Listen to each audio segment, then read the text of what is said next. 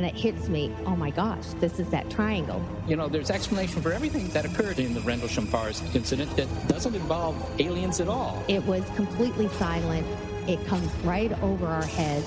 He saw a classic flying saucer really standing in the clearing. He turned over to my father and held his hand, and he looked in his eyes and he said, "We're not alone." Welcome to Podcast UFO for our live show. We're live every Wednesday at 8 p.m. Eastern Standard Time on podcastufo.com. During the show, feel free to participate live in our chat room.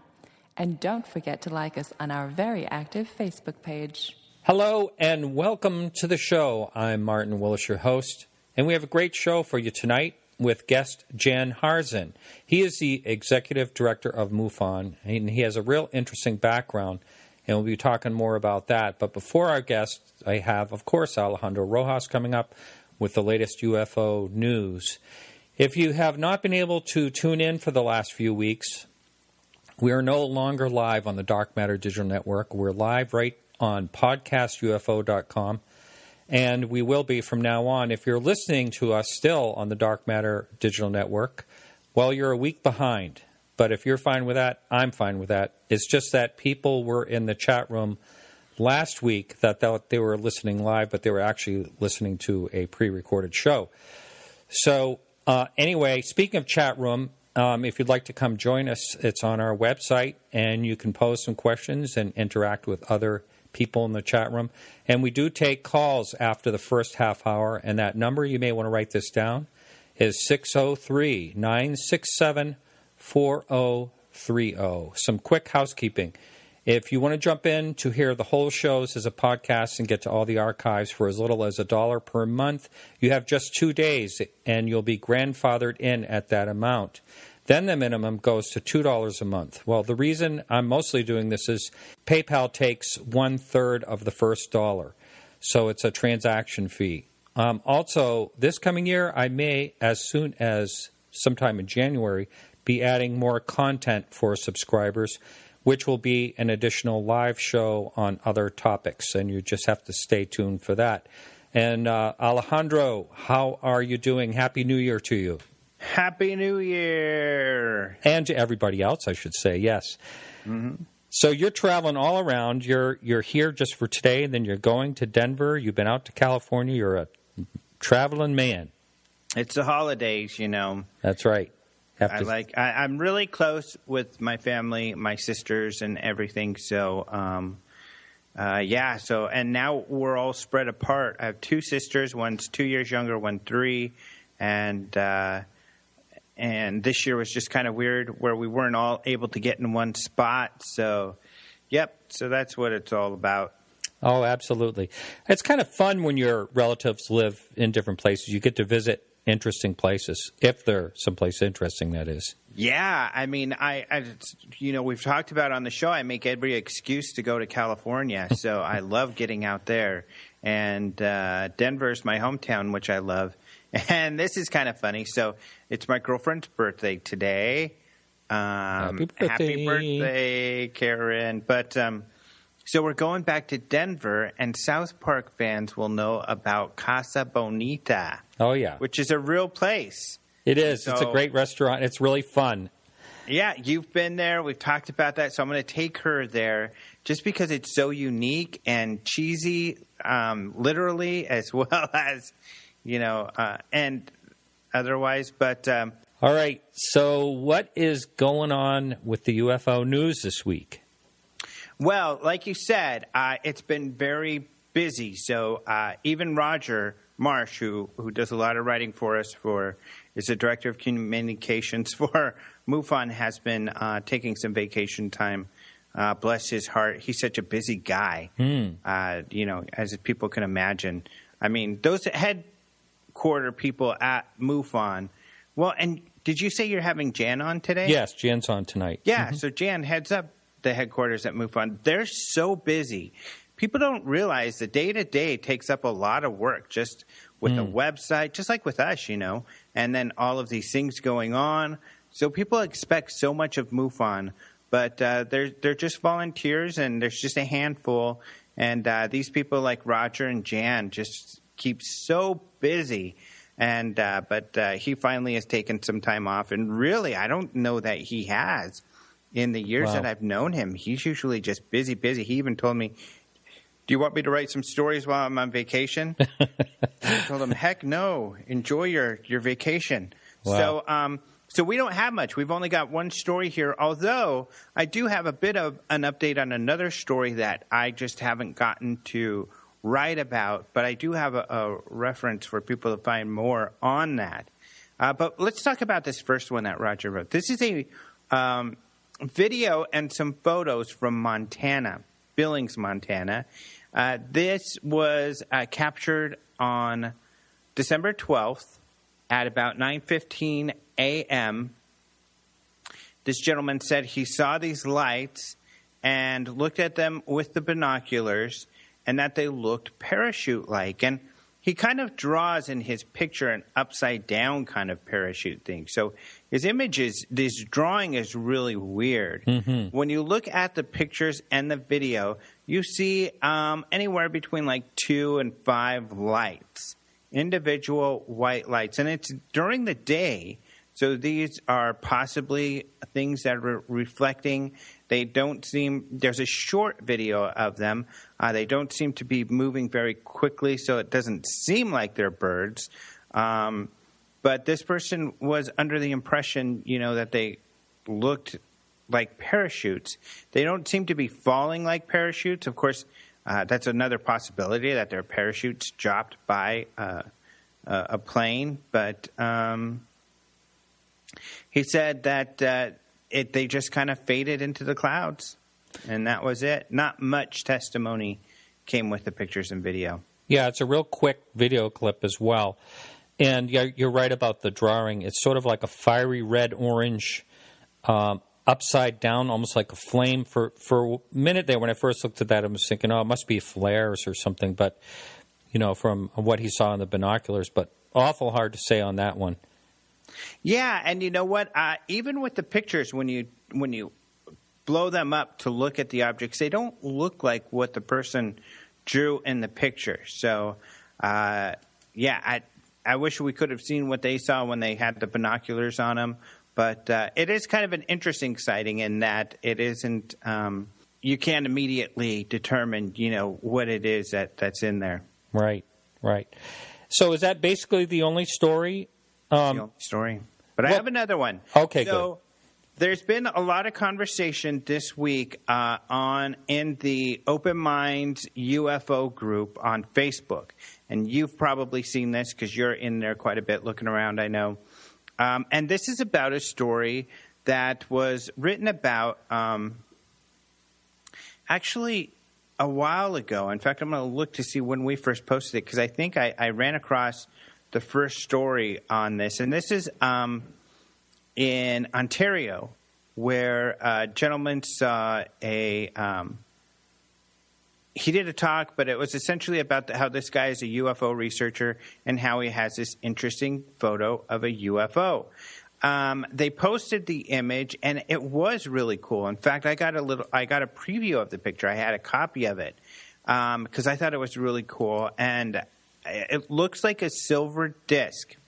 However, I had Mark D'Antonio look at it, who is the lead photo and video analyst for MUFON, and I was like, I thought, wow, you're going to really like this. This is pretty incredible. I can't figure out what it is. I don't think you will either. Yeah, it was first in the Great Falls Tribune, like a week ago. But he looked at it. Oh, and this is actually in Clancy, in a town of Clancy. But Mark looked at it and said it looks like, after looking closely at it, a water droplet. And I thought, no, you're crazy. I punched him in the stomach. No, I didn't really do that. I kind of wanted to. Yeah. But when he deflates these things you get excited about. But he said, here's the telltale sign, and this is what makes me think that. The reflection of the light you see, and in most of the pictures you see online, they have it cropped. But in the full image, you see the sun is to the right. I mean, the sun's actually in the full image. And they crop it out so you don't see that, but it's to the right. However, if you look at the silver object, the reflection is on the left. And Mark explains how that's a phenomenon of water, that it'll like refract, I think is the correct term. But the light will, in the water droplet, if the light source is on the right, then the left side of the water droplet is going to be lit up. And that's exactly what's happening in this photo. So I think that's what this is. I think you're right. And here's the thing about something like that. If Mark hadn't come along and figured this thing out, I wonder how far that would go, because it was already in USA Today. It's in a lot of media. I don't know if anyone knows Mark's side of it. I don't know that they do either. That's why I wanted to write a story on it, and there's just no way. I just don't have the time. We've also got the UFO Congress, of course, coming up, so I'm getting a lot of communications. I'm communicating with a lot of people, vendors and stuff, to set that up right now, let alone with the traveling like you mentioned. So I haven't had time to write this up because I want to share Mark's observations, because so far there have been other possibilities suggested, and this O'Connor has pretty much said, no, it's not that for this reason or that reason. And, you know, I think he's been right for the most part. You know, it doesn't look like a balloon or some of these other objects that have been suggested. However, I haven't seen him address the water droplet idea, and I think that Mark's really got it here. I think he figured it out. And I'm sorry, that was Montana is where this guy is. And he actually, if I'm not mistaken, I think this is the same guy who kind of just opened up this Dr. Jesse Marcel museum. Mm-hmm. So, because Dr. Jesse Marcel Jr., who was the son of the man who first discovered the Roswell debris, or was the first military man to see it, his son lived in Montana. And so this guy knew him and started up a little museum. Now, I know that Lee Spiegel was talking about writing a story on this. I don't know why he never did, but that probably would have included Mark's observations. But I would imagine he's still planning on it. But I certainly, if I have time, I want to do that next week, is write something up, because I think that, and maybe I'll try to email this guy to get his opinion or his response. But I really think that Mark's figured it out, because there's no good reason why the reflection's on the other side. It really doesn't look like it's a self-illuminated object. It looks like a reflecting silver object because of that reflection, heavy reflection on the left. And knowing the light source is on the right, I really think that Mark's got this one. Yeah, I do too.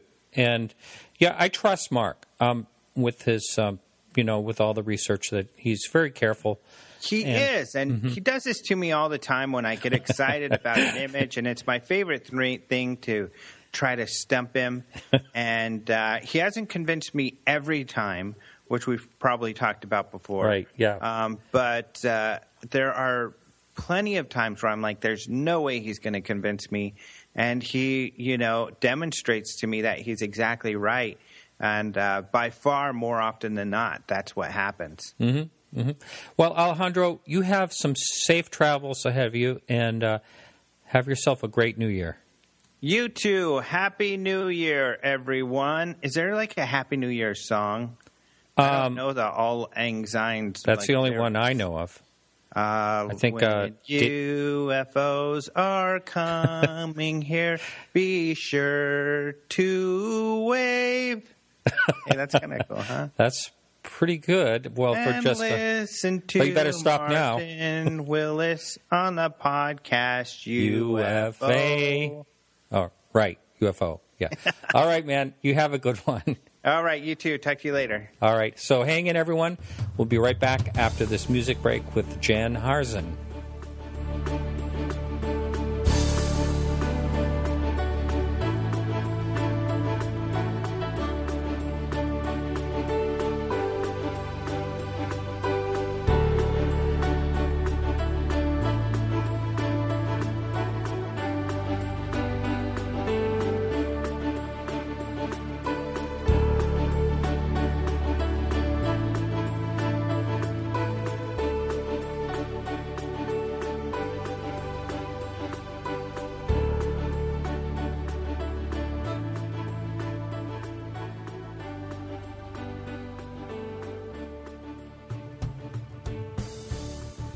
Oh, yes, a nice cheesy version of Old Lang Syne.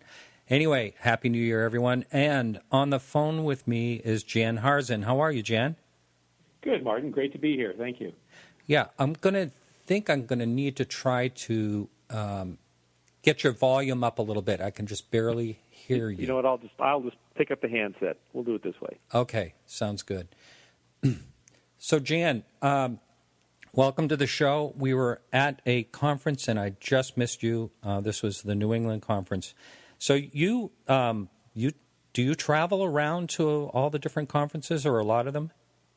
I travel to several of them. I don't go to all of them. You know, there's probably 100 UFO conferences out there if you really track it down. Mm-hmm. It seems like everybody and their brother has one. But I try to make it to the major conferences and when I can. And, of course, it's always fun to be asked to speak. So, and at that particular one, I was asked to come and speak. So that was a great time. Yeah. Now, a lot of people are applauding your job at MUFON. You had you stepped into sort of a little bit of trouble there, and you're looking to grow it. Well, first of all, I would say about 99.5% of the people listening to the show know about MUFON, but for those that 0.5%, can you tell them about the organization? Absolutely. MUFON, first off, it's a 501c3 nonprofit founded in 1969, May of 1969, as the mutual, actually was founded as the Midwest UFO Network by a couple gentlemen who were part of APPRO at the time, the Aerial Phenomena Research Organization. And they felt that a better way to research UFOs would be to have a more of a decentralized type of approach where various states would take control of their resources in their state and would run their UFO organizations. And so they banded together 3 or 4 states, and they created the Midwest UFO Network. Well, it didn't take much longer before other states were saying, can we join? And then other countries were asking if they could join, so it didn't make much sense to continue with Midwest, so they changed it to Mutual, kept the MUFON name, and it became the Mutual UFO Network. So 46 years later, we're still going strong as a nonprofit. We're pretty much entirely a volunteer organization. There's only a couple paid positions and then some contractors, but other than that, it's all based on memberships and people helping out and donating and just volunteering their time. So our mission statement is the scientific study of UFOs for the benefit of humanity, and we named it as such for 2 reasons. One was we wanted to use sighting reports and the data collected to be used by scientists around the world to help try to understand this phenomenon and help solve it. The other is, for the benefit of humanity, is that we do believe that at least some of these craft that are seen around here are of either extraterrestrial or other worldly origins that have advanced technology that, frankly, if we focused on it and put it to use on this planet in peaceful ways, it would actually benefit all of us, all of humanity. So that's why we came up with the scientific study of UFOs for the benefit of humanity. And then we have 3 primary goals as an organization. The first is to investigate UFO sightings, which we get almost 1,000 a month. The second is to promote research on the UFO subject, and we use the word promote because we can't do it all ourselves. We need to get other people interested in doing this, other universities, other corporations, other individuals, and working hard to make sure we have people out there studying this phenomenon and trying to solve it. And then the third is to educate the public, and that's really to publish our findings. We do an annual symposium, which just was finished out in September at the Hotel Irvine here in Irvine, California. Our conference next year will be in Orlando, Florida, August 25th through the 28th. So I invite people to go there. We have a monthly publication called the MUFON Journal and a website that pumps out a lot of information, and we work in concert with Open Minds to do that as well. So it's really a going concern, and when I stepped into it, I just really felt that the big question I kept getting asked for people, because they knew I was involved in this, is, gee, are there any UFO sightings anymore? It was like nobody knew. The general public, I mean, the UFO community obviously knows, but the general public, they don't hear about it because it's not part of the daily news feed, not normally anyway, and when they do pick it up, they usually get it wrong, so that's another problem. But, I felt like we're sitting on all this data. We're getting 1,000 reports a month. Now, not all of those turn out to be actual craft, but when we go through them, about 30% turn out to be unknowns. And so, and the most important of those, probably a handful each month, are pretty significant. So we felt that we need to be more outbound as an organization, communicating this out to the public, right, so that they know that there is a real phenomenon. It's been going on for eons, and we're in contact with somebody else out there besides ourselves. So that's the important things, I think. Now, what has the show Hangar One done for MUFON? Oh, it's set things off the charts. We're swamped with calls. We're swamped with emails. Our sighting reports, we used to get between 500 and on a good day, a month, 1,000. Now we're up around 1,000 to 1,400. So it's just put things off the charts. And the good news is our membership is growing leaps and bounds. We're now almost over 4,000 members.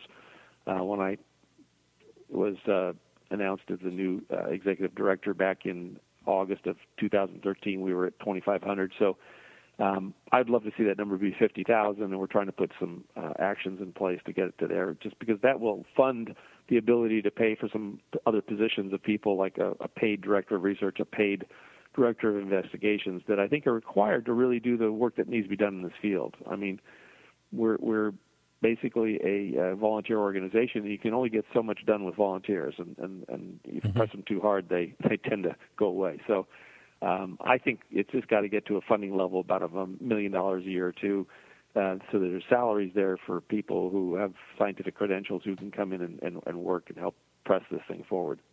Now, what are your? I was involved last year in helping a startup company. It was kind of like a social media get rolling. Sure. And one of the things was membership. Membership drives. What are you doing anything interesting to try to gain membership?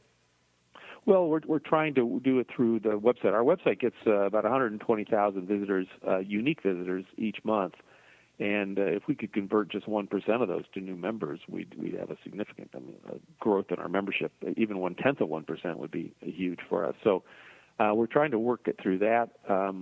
We have bundled some things together for people. If you want to buy a 2-year membership, you get an e-book from us, which is of the from Michael Schratt that was the Len Stringfield files, Leonard Stringfield files, which we were given by his late secretary.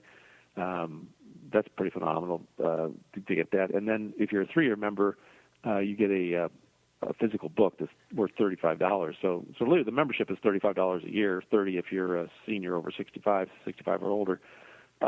So to get a 3-year membership for, I think it'd be $105, but with that you get a $35 book. You're really getting quite a deal. So we've tried to, package things and make it easier, promote it where we can, Facebook and other things.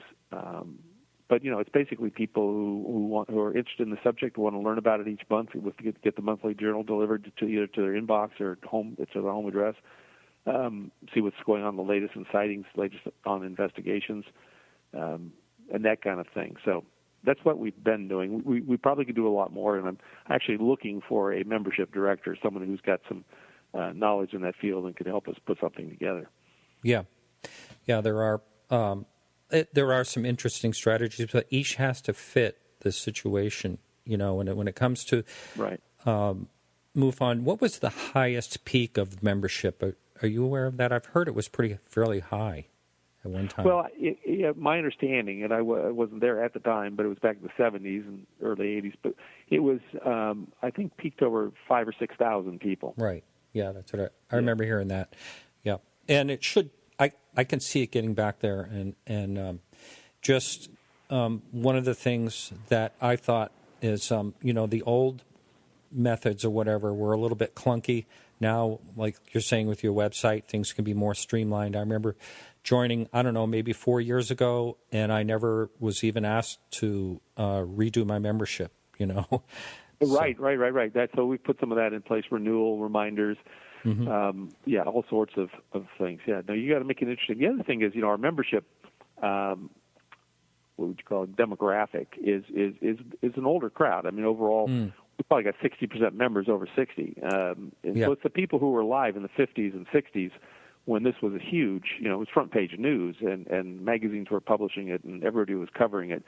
The kids today, the under 30 crowd, a lot of them don't even know anything about this field. I mean, it's not anything that even touches them. So we're looking at strategies that can get the youth involved in this thing. And, of course, they're all about their smartphone, and Twitter, right. and, sending pictures to each other and stuff. So we've got to come up with a strategy to help get them interested. I was kind of shocked because I had an opportunity to speak at a local college, actually university here in Southern California, not too long ago. And there were about 40 kids in the class. The professor was running I believe it was a logic class is what it was, and so he was bringing in different speakers on different topics to get the kids to think.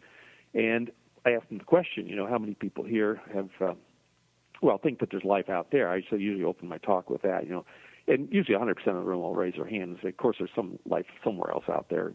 Then I asked the question, how many of you think that at some point in the distant past or currently that life might have visited Earth or is visiting Earth? And usually about 3/4 of the hands go up, But in this class, it was only a handful of hands. And then I asked the final question, which is who's seen something themselves? Had their own sighting. And that's usually you get about 10% of the population saying that. But in this class, out of 40 people, on my second question, who thinks any of their life has ever come here? Only 4 hands went up. I was kind of shocked. Wow. that they would not even think that. So that's not even in their realm of thought. And so we need to really change that, because if we want to really affect this whole thing, these will be the people in college today are going to be the leaders 20 years from now, running the corporations and in all the key positions in law enforcement and the service and everything else. And so we need to get them up to speed on what's happened here in the past 70 years and how important the subject is. And then hopefully one of these people will end up in a leadership position where they can actually affect change, which is what we really need in this whole field. It's funny, this podcast, I think, is sort of geared toward the younger people. My demographics, I think it's 60 or 70% are between 18 and 35 that at least go on my website. I don't know about actually listening to my show. But you're right. There is that drop-off across the board for young people attending, unless it's a Comic-Con, attending things like symposiums. It's kind of a gray hair crowd in most MUFONs, and not all of them, but it's refreshing when you see young people. But you're right, Right, and you bring up a good point there. These Comic-Cons, I was unaware, but there's something like 583 Comic-Cons in the United States. I was shocked because I thought there was only one. Or maybe a handful of other copycats, but no, there's everybody and their brothers running a Comic-Con. And they get no less than 20 to 30,000 at each one of these things. And I'm thinking, gosh, we struggle to get 1,000 people at a MUFON symposium or even the International UFO Congress. And what does it take to get 30,000 people to show up for something this important? I guess we have to have them all dressed up in costume. Yeah, it's because it's real. That's why. Yeah, it's true. I don't know what the answer is. You're right. Somehow people need to be engaged, but they have to. The interest has to come from within. Maybe pop culture somehow is. There is connections back and forth with UFOs and pop culture, but I think I don't know if there's any easy answer for that. But we can see that all different types of programs like this will die out if we don't get the attention of the young people. Exactly. And so we need to come up with strategies to do that. I think it's very important for us to get to the youth and to even down in the high school level and the college level. Starting at that point, I think I've got some ideas for this 2016 that we're going to be working on to do exactly that. Mm-hmm. Mm-hmm. Now, all right, let's just take some scenarios. I want to talk about you and your background in just a bit here, but say someone contacts MUFON. Now, I got to tell you, when I had a sighting back in 2006, I had never even crossed my mind to look online or that there would even be a place to report it. How do people know, besides Hangar 1 and seeing things on TV, how do they know how to get in touch with MUFON to do a reporting? Well, I hope they type in report a UFO, because if they do, we're at the top of the search. That's a very good question. Many times they call the local police department or the local sheriff department. That's what I did. And they report it. So we've reached out to all of the sheriff departments, all the police departments across the United States to give them our number and let them know that we're the place to report things. And so we're getting a lot of referrals from our law enforcement friends Fire department's another one. I mean, they get a lot of these calls. I don't know why you would call the fire department, but and also airports will get calls. The people call the local airports because they're thinking, well, if it's something flying around the sky, it must have come from that airport down the street. So, which is a good thought, but I mean, the airports don't have time to take UFO reports. So, just getting out and letting those people know that, hey, if you do get a call, you can refer them to our number. Making sure the web searches work so that when people type into their smartphone, report a UFO, they come up with MUFON. And then the TV show has been a huge, huge help in terms of letting people know that there is an organization that does take this seriously and that they can call their reporting and sightings into, and we're not going to laugh at them, right? We're going to take it seriously. We're going to take their report, and we're going to help them to understand what it might be. Now, not in all cases does it turn out to be an extraterrestrial craft. So, but I think just having a place to call, because that's the one thing I get from people when they phone MUFON. They say, I've been holding on to this for 20 years, and there's been nobody I could tell it to because they would think I was crazy. But I want to tell you my story. And they just start off on the story, and some of these things are amazing, but what people report. Mm-hmm. Mm-hmm. No, it's kind of funny. After a while of doing the show, some people you feel comfortable with right away out in the public where you can actually talk about UFOs. And I'll be darned if 50% of the time they either saw something or they knew someone that did. And, there's a lot more of that than there is of, people thinking you're just playing crazy. I think today it's becoming, I'm noticing a shift. I really am in the last year or two, a shift where you aren't laughed at when you bring something strange like this up. And maybe it's because of all the UFO shows on TV, including Hangar 1. I'm not sure.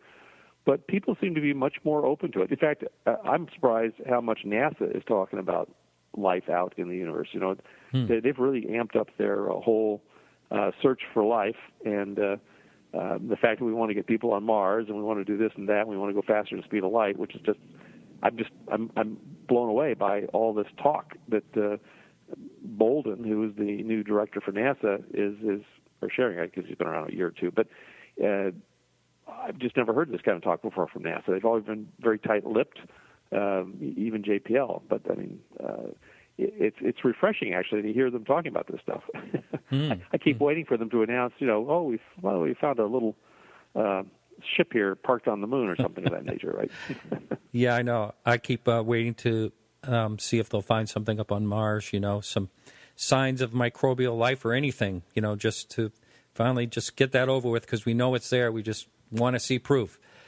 Well, yeah, and we did find the microbial life, although there's a lot of scientists who've been poo-pooing it, but that was the Mars rock back in 1995 when Bill Clinton went on national television with the JPL scientists to share with the world that we found possible signs of ancient alien life. And I was personally shocked at the amount of blowback that they got from doing that. I mean, just the scientific community just really went after them all, and I was like, whoa, and this is the president of the United States and all the top scientists at JPL. So if they're going to go after them, you can imagine what they do to lesser folk.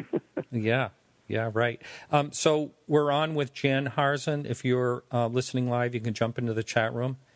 And also, we do take call-ins. If you'd like to call in, write this number down, 603-967-4030.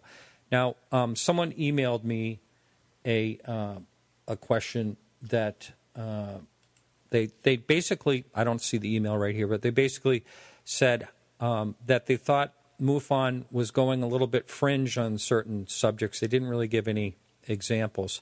But who oversees something like that to make sure that... Well, so I think what they're probably talking about is some of the shows on Hangar 1, because we did do a show on the far side. It was called The Far Side of the Moon, and we brought in witnesses who had talked about having seen structures on the moon and things on Mars. So, we do, as an organization, we have a whole plethora of people that range a wide spectrum. And so I always say we have on the far left, we've got all the left brain, scientist types that if they can't see it, touch it, feel it, doesn't exist, right? And then on the far right extreme, you've got, people who want to channel and do all this other stuff. So you've got a whole wide range of people and interests, everything. You name it, there's everything from people who want to know about technology, people who want to know about abductions, people who want to know about the latest sighting report, people who want to go march on Washington. People, it's like there's a whole lot of different mindsets out there with regard to this whole subject. But the way we're trying to handle this is on a scientific basis, which is all about the data and trying to get the data. Now, there are those who believe that, testimony is worthless. I don't believe that personally. I think testimony is actually one of the best things we've got, considering there's probably a few tens of thousands of young men or older men in jail today because of someone's testimony that they did something, even though there's no real hard evidence to support it.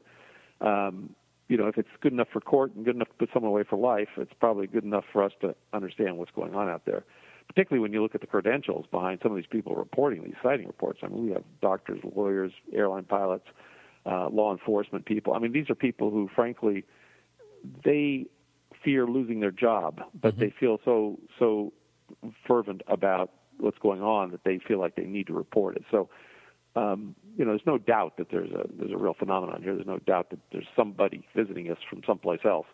The real question is, who are they? Why are they here? And what do they want? So, but as far as being fringe, I don't see MUFON being fringe. I mean, I think by the comments I've heard when I really delve into it with people, is it's usually the far left crowd that they're scientist types, and they want to see hard factual data. They want to see the spectrograph. They want to see the radiometer. They want to see the magnetometer. They want to see all these different things, and not every case comes with that, unfortunately. And of course, the other ones will come out and say, well, there's no clear photos of a UFO. Well, there are clear photos of UFOs, but some of them are problematic. Many times the craft themselves don't lend themselves to being photographed very easily. They're throwing off a strong electromagnetic pulse, which affects cameras. We've had cell phones go dead. People report a number of different incidents when they've tried to use cameras to record different things. So, it's just, you've got to move forward. I mean, if there was a specific, I'd be happy to answer it, but I'm just kind of going, what I know when I hear the word, MUFON is doing this or doing that. We are pushing the envelope. I will say that, and that's by intent. Well, if you don't push the envelope, so to speak, then you become stagnant. I think you can become stagnant and, watch the membership drop again. So you really have to get out there in one way or another. And, just the fact that you want to take a scientific look at things, I think is very important. I like to know more facts than anything else when it comes to any type of sighting or pictures. Or we were talking earlier in the news about this water droplet that looks like a perfect disc, but it's actually most likely a water droplet on a lens. And it's great that Mark D'Antonio, the MUFON analyst, did a great job in pointing that out. I don't think the word's gotten out there though, and it's still getting a lot of publicity.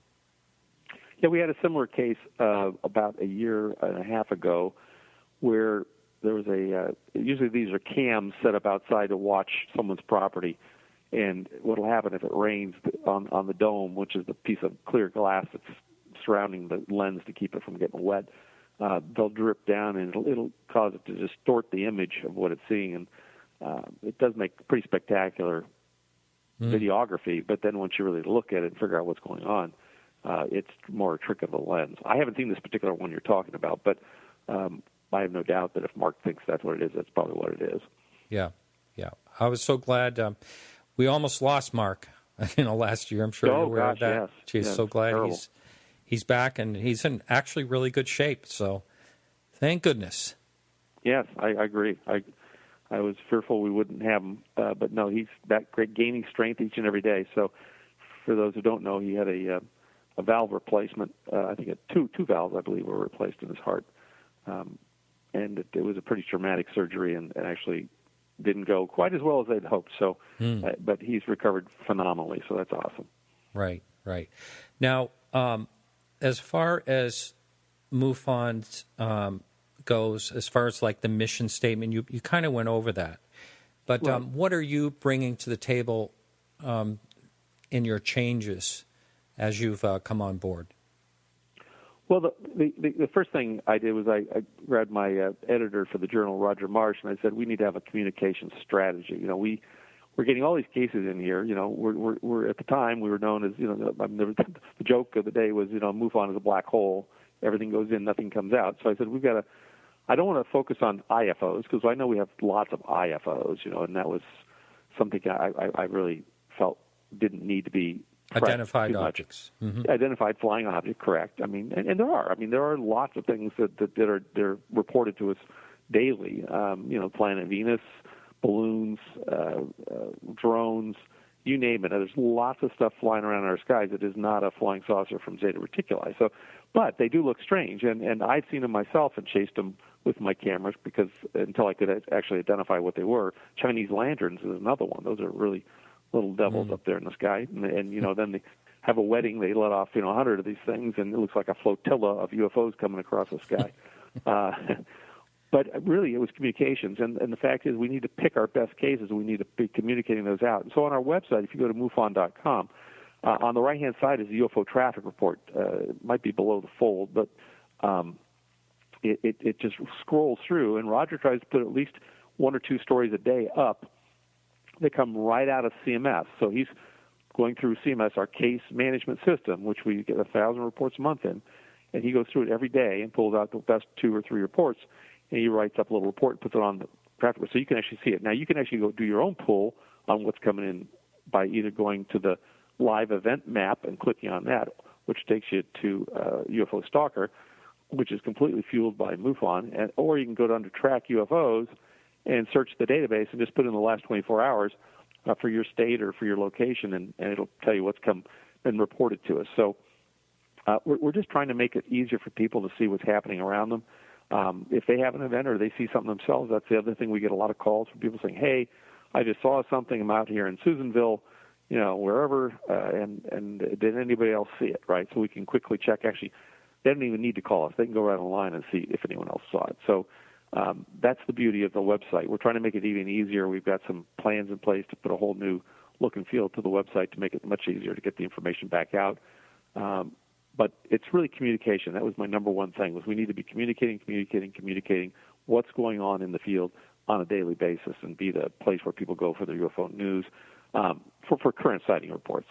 So Roger has been doing a great job doing that. The show came along, which helped to give us a big boost as well. But the other thing I did was I gathered together all of my direct reports.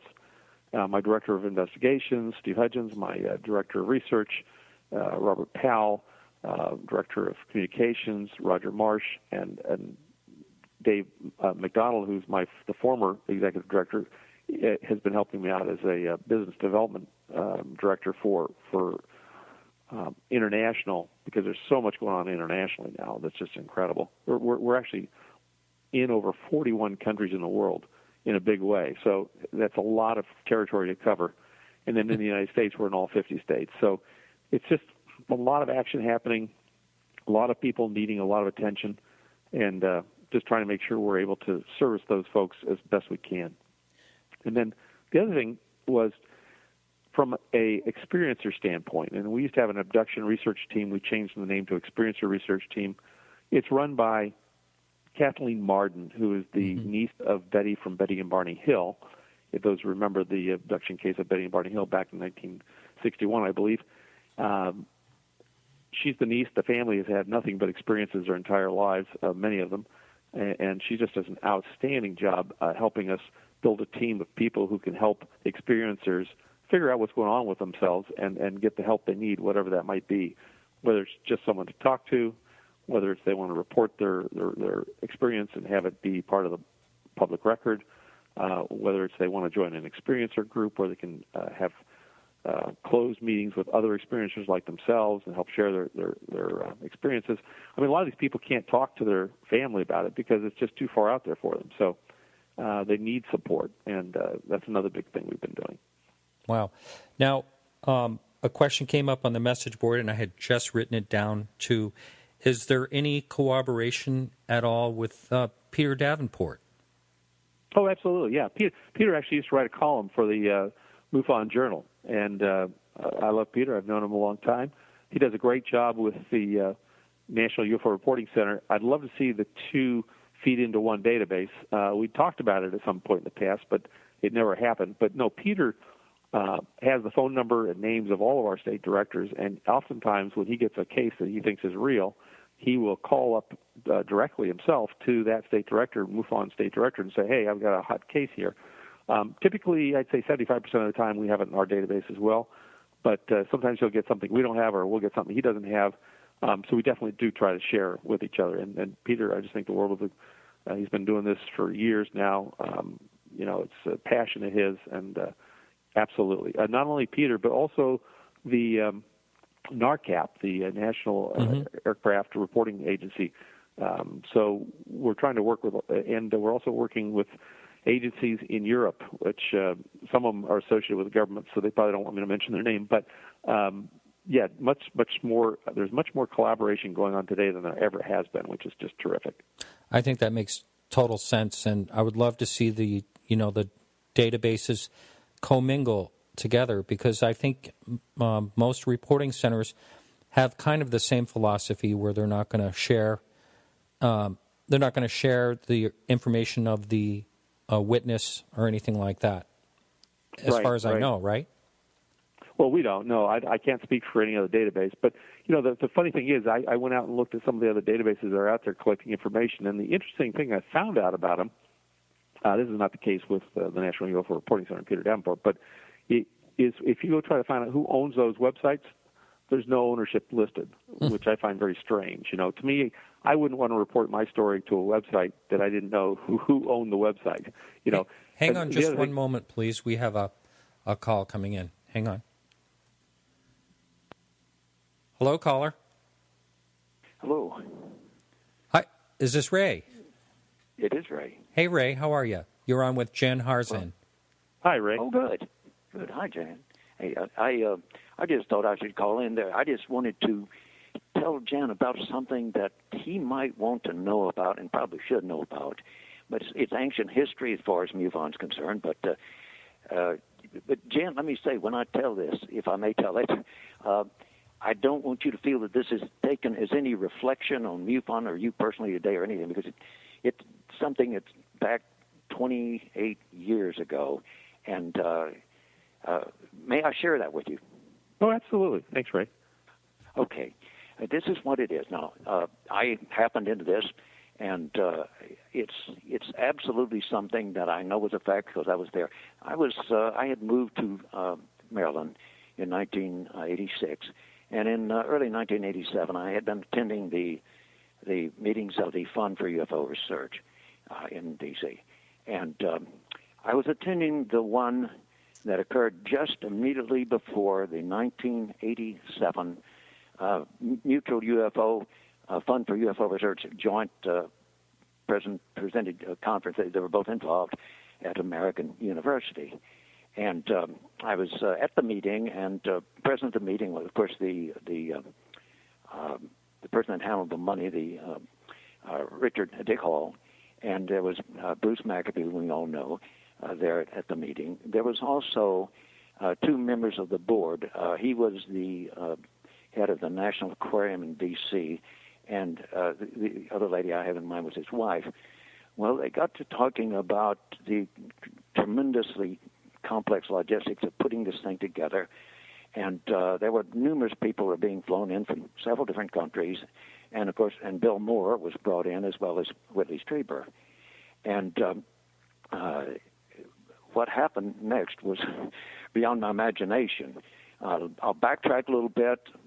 Quite some years ago, several decades ago, something a scientist told me who had been contacted at that time. He was in research that the government suddenly decided it wanted to get in on that kind of research. It felt that some of this was going on in the Soviet Union.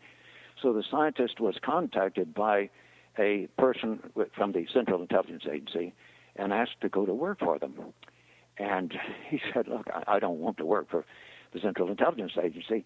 And he said, even if I did, he said, I wouldn't want my friends to be thinking I'm working with somebody that they may or may not like. They said, well, you wouldn't have to worry. All your paycheck, you would appear to be working for a front organization in Alexandria, Virginia, that they never know you're working for us. And he said, well, what are you talking about? And they said, you'd be working for an organization called Cayman Tempo, Well, when this scientist told me this, I was one of these weird minds that I don't remember ordinary names like Smith, but I remember weird names like Cayman Tempo. And anyway, going back now to 1987, just before the conference at American University, a MUFON Fund for UFO Research Conference. And the lady there, whose husband was the director of the National Aquarium, said, look, Richard, Dick Hall, the treasurer, said, Richard, he actually said Dick. She said, Dick, tell me, I mean, how much is this costing us? We're putting these people up at the most, a really fine hotel in downtown D.C. It's over at American University, expensive, very large hall. We've flown them all in from all over the country and the world. And what's it costing us? And Dick said, well, it's about, now I don't have the exact figure, but it was in the range of $137,000. Now, that was 1987 money. And she said, well, Dick, you know, I'm on the board of directors here of the fund. We don't have that kind of money. Where in the world are we getting that kind of money? And Dick looked kind of sheepish, and he looked over at Bruce McAfee, who looked kind of perturbed a little bit, and he looked back and he said, well, actually, you know, it's part of it's being provided by MUFON and some of it from Walter Andrus and some of it from us. And she said, come on now, Dick. She said, you know, Walter Andrus doesn't have money. He's not going to be shelving that kind of money, and he doesn't have that kind of money. MUFON doesn't, Fund for UFO Research, and I want to know who's giving the money. And he looked at Bruce again, and Bruce kind of shook his head like, well, you're going to say something. And so Dick said, well, actually, the funds are being provided by a corporation in Alexandria, Virginia, which is, of course, right around the corner from D.C. where we were. She said, wait a minute. I want to know the name of that corporation. And Dick looked back at Bruce McAfee, and Bruce looked a little hesitant. And then he finally, oh, well, yeah, okay. And so Dick said, well, okay, you have to have the name of the corporation in Alexandria is Cayman Tempo. Well, you can imagine how bells rang in my head when I heard that, because that organization was definitely a front organization. Now, if anybody wants to know, I can tell you the name, the phone number they had, and the street address and everything. Subsequently, they have altered their name just slightly, something like, I think, Cayman Scientific Associates or something like this. It's probably the same organization. Anyway, it was clearly a front organization for the Central Intelligence Agency, and they were financing to the tune of over $100,000 these speakers, and the focus of that conference, the big focus was Bill Moore discussing MJ-12 and Whitley Strieber. Now, I'll leave it to you to think about why they would want to promote that, but I'll tell you just briefly, and I'll drop this, my thoughts on it. If you want people to think, well, ultimately, if we're going to get the truth, if MJ-12 is true, these are the people we have to go to. So, in other words, we have to ask someone that's lied to us since 1940s about this subject to get the truth, because these documents indicate that they have the truth. But MJ-12 was suggesting that. I don't buy into the MJ-12 documents. But anyway, that was being promoted by Bill Moore. Now, the idea of Whitley Strieber was, of course, abductions, and he's talking about aliens walking through his walls and appearing in his private residence and things like this. That could frighten a lot of people away from this, but it might also attract a lot of subjectives into it that really could end up fantasizing things. Not that abductions don't occur, I believe they do, but it could cause a lot of fear by some people and a lot of subjectivity and bad publicity for organizations promoting some of this research, justifiably or not. Anyway, think about it. I just wanted you to think about that, Jan, that sometimes when opportunities come along and are to finance things, we might ought to ask ourselves, where's the motivation? Why is it there? And I just want to leave it at that. I don't have any answers for you about why that was done, and I want people to be objective. And please don't take this in a conspiratorial way to say that Jan or MUFON is involved with this. That is what happened 28 years ago in 1987. If anybody wants the details of the lady that asked the question, I can provide her name. I can provide the name, address, and phone number of Cayman Tempo at that time. But that's all. It's history. It's past.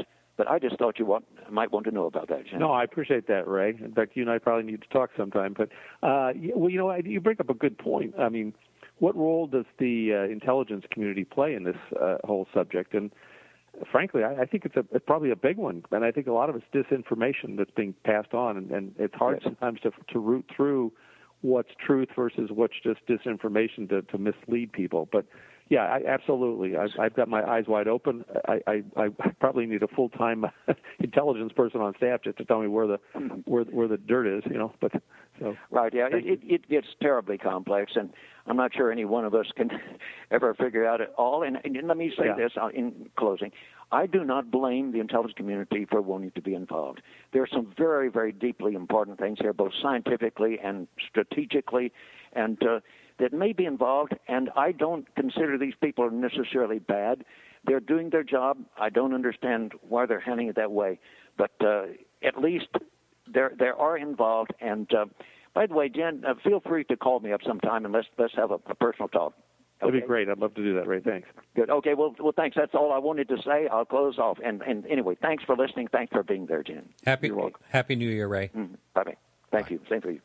Bye. Since I started the show, a number of people have brought up that thought that MUFON was infiltrated by the CIA. And do you get that a lot? And what's your response? Well, we used to get it a lot, and I think the reason we got it, I'll be very frank, is we had a board member who was an administrator at the NSA. That was Tom Dooley, but he was very open about it. I think things people need to realize is just because you have a military background or an intelligence background doesn't mean you're on the inside. Look at one John Alexander. Now, I hear things that John Alexander's on the inside, but he's quite forthright about saying, "Hey, I searched the files. I never found anything. I went to the top brass in the military. They didn't know anything." If that's really true, and I'll take them at face value, then my answer would be, well, that may be true, John, but that doesn't mean that they didn't know something. That just means that you didn't have the right to know. You didn't have the authority to know. You didn't have the classification to know. So this thing is so highly classified that, it's being worked way above the pay grade of most Americans, including probably the President of the United States, which just is frightful to me to think, here we elect an official to run our country and he or she cannot even know what this stuff is about.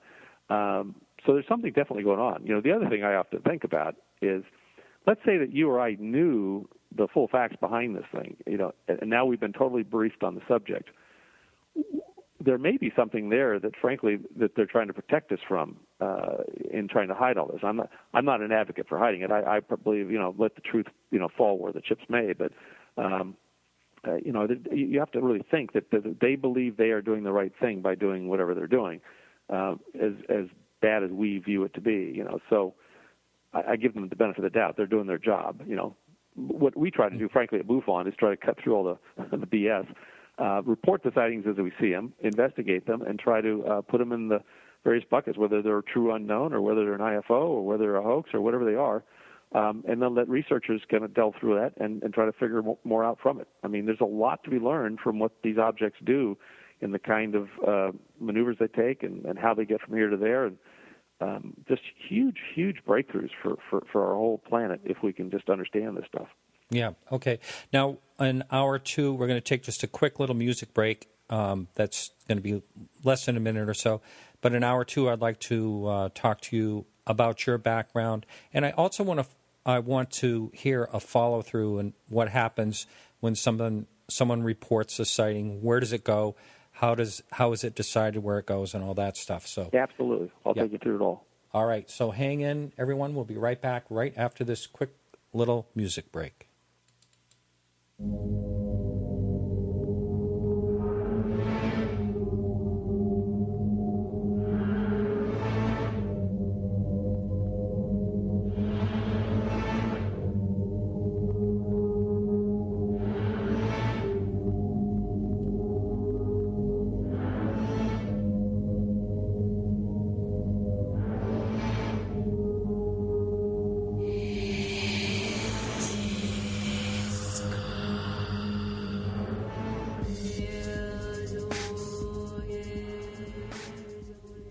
All right, we're on live with Jan Harzan. He's the Executive Director of MUFON, and we are still taking calls, and you can join in the chat room. That's right on podcastufo.com.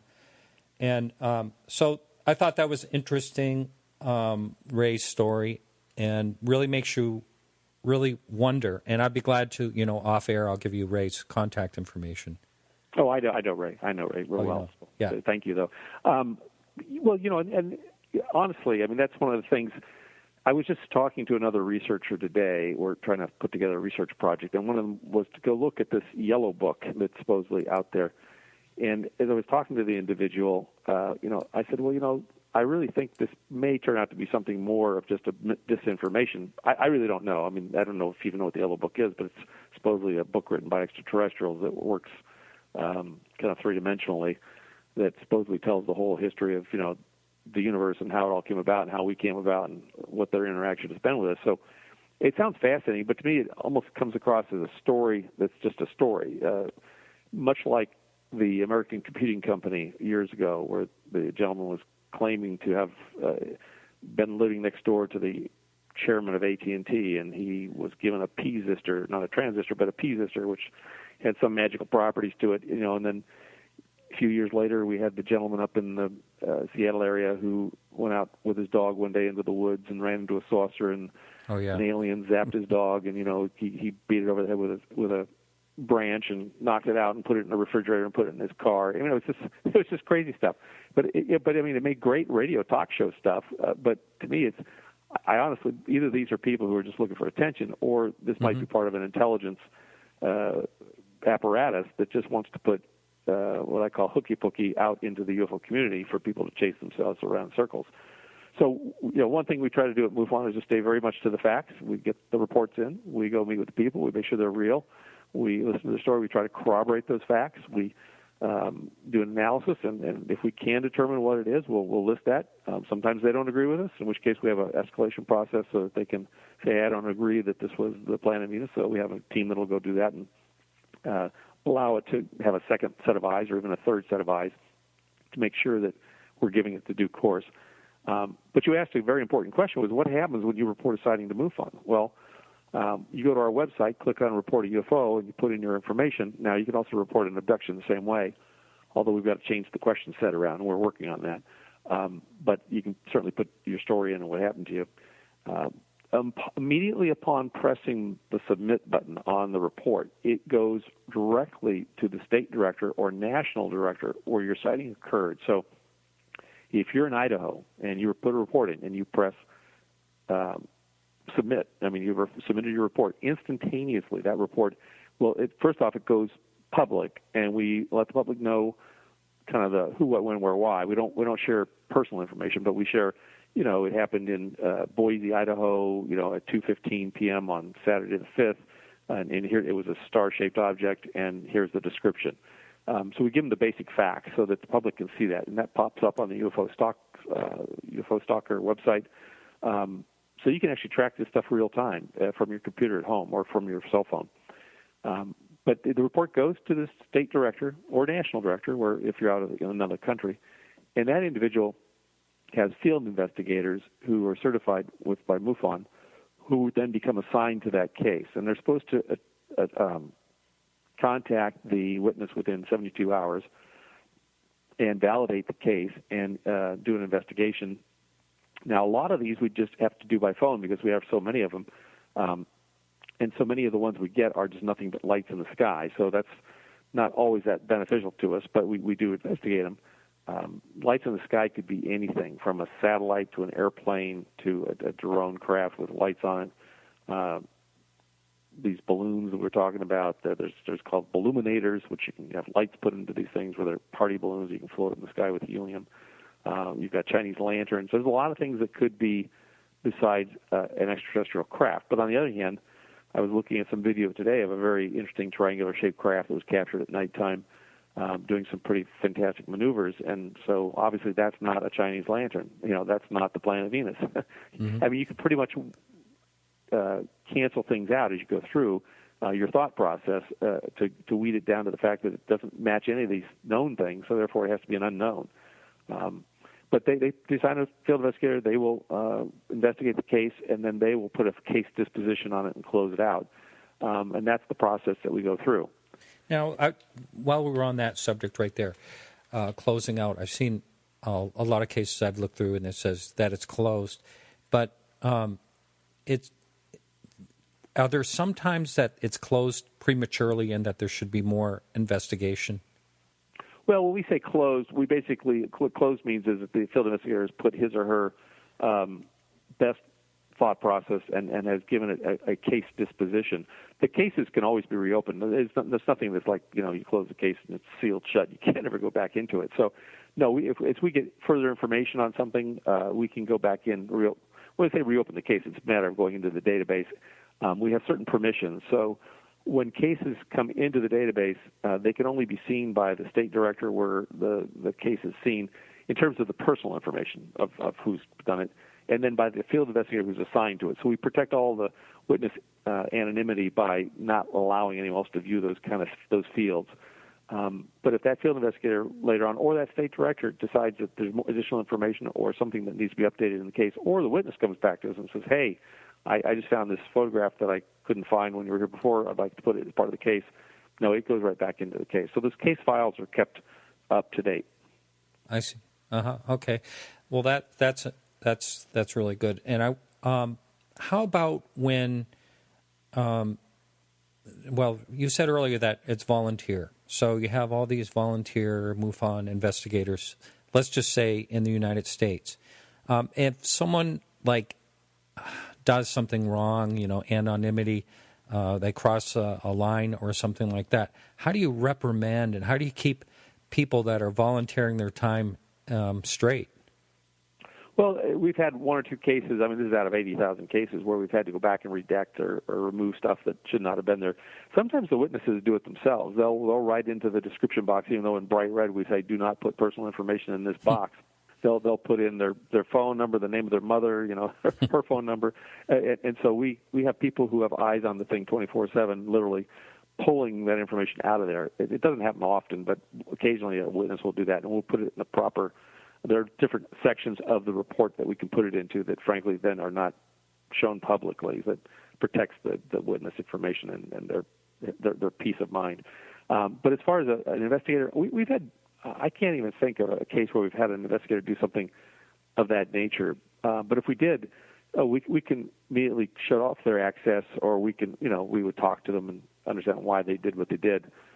Sometimes it would be probably maybe, I think whatever happened, it would be a matter of just not being trained properly or something, or maybe they were new and didn't know this or that or the other. So, but it's pretty hard. It's pretty hard to do those things. Our system's set up so that the investigator information goes into its own section, and that is not viewable by the public. Now we're all right. Can we hold that thought for a minute? We'll go back to that. We have a caller calling in.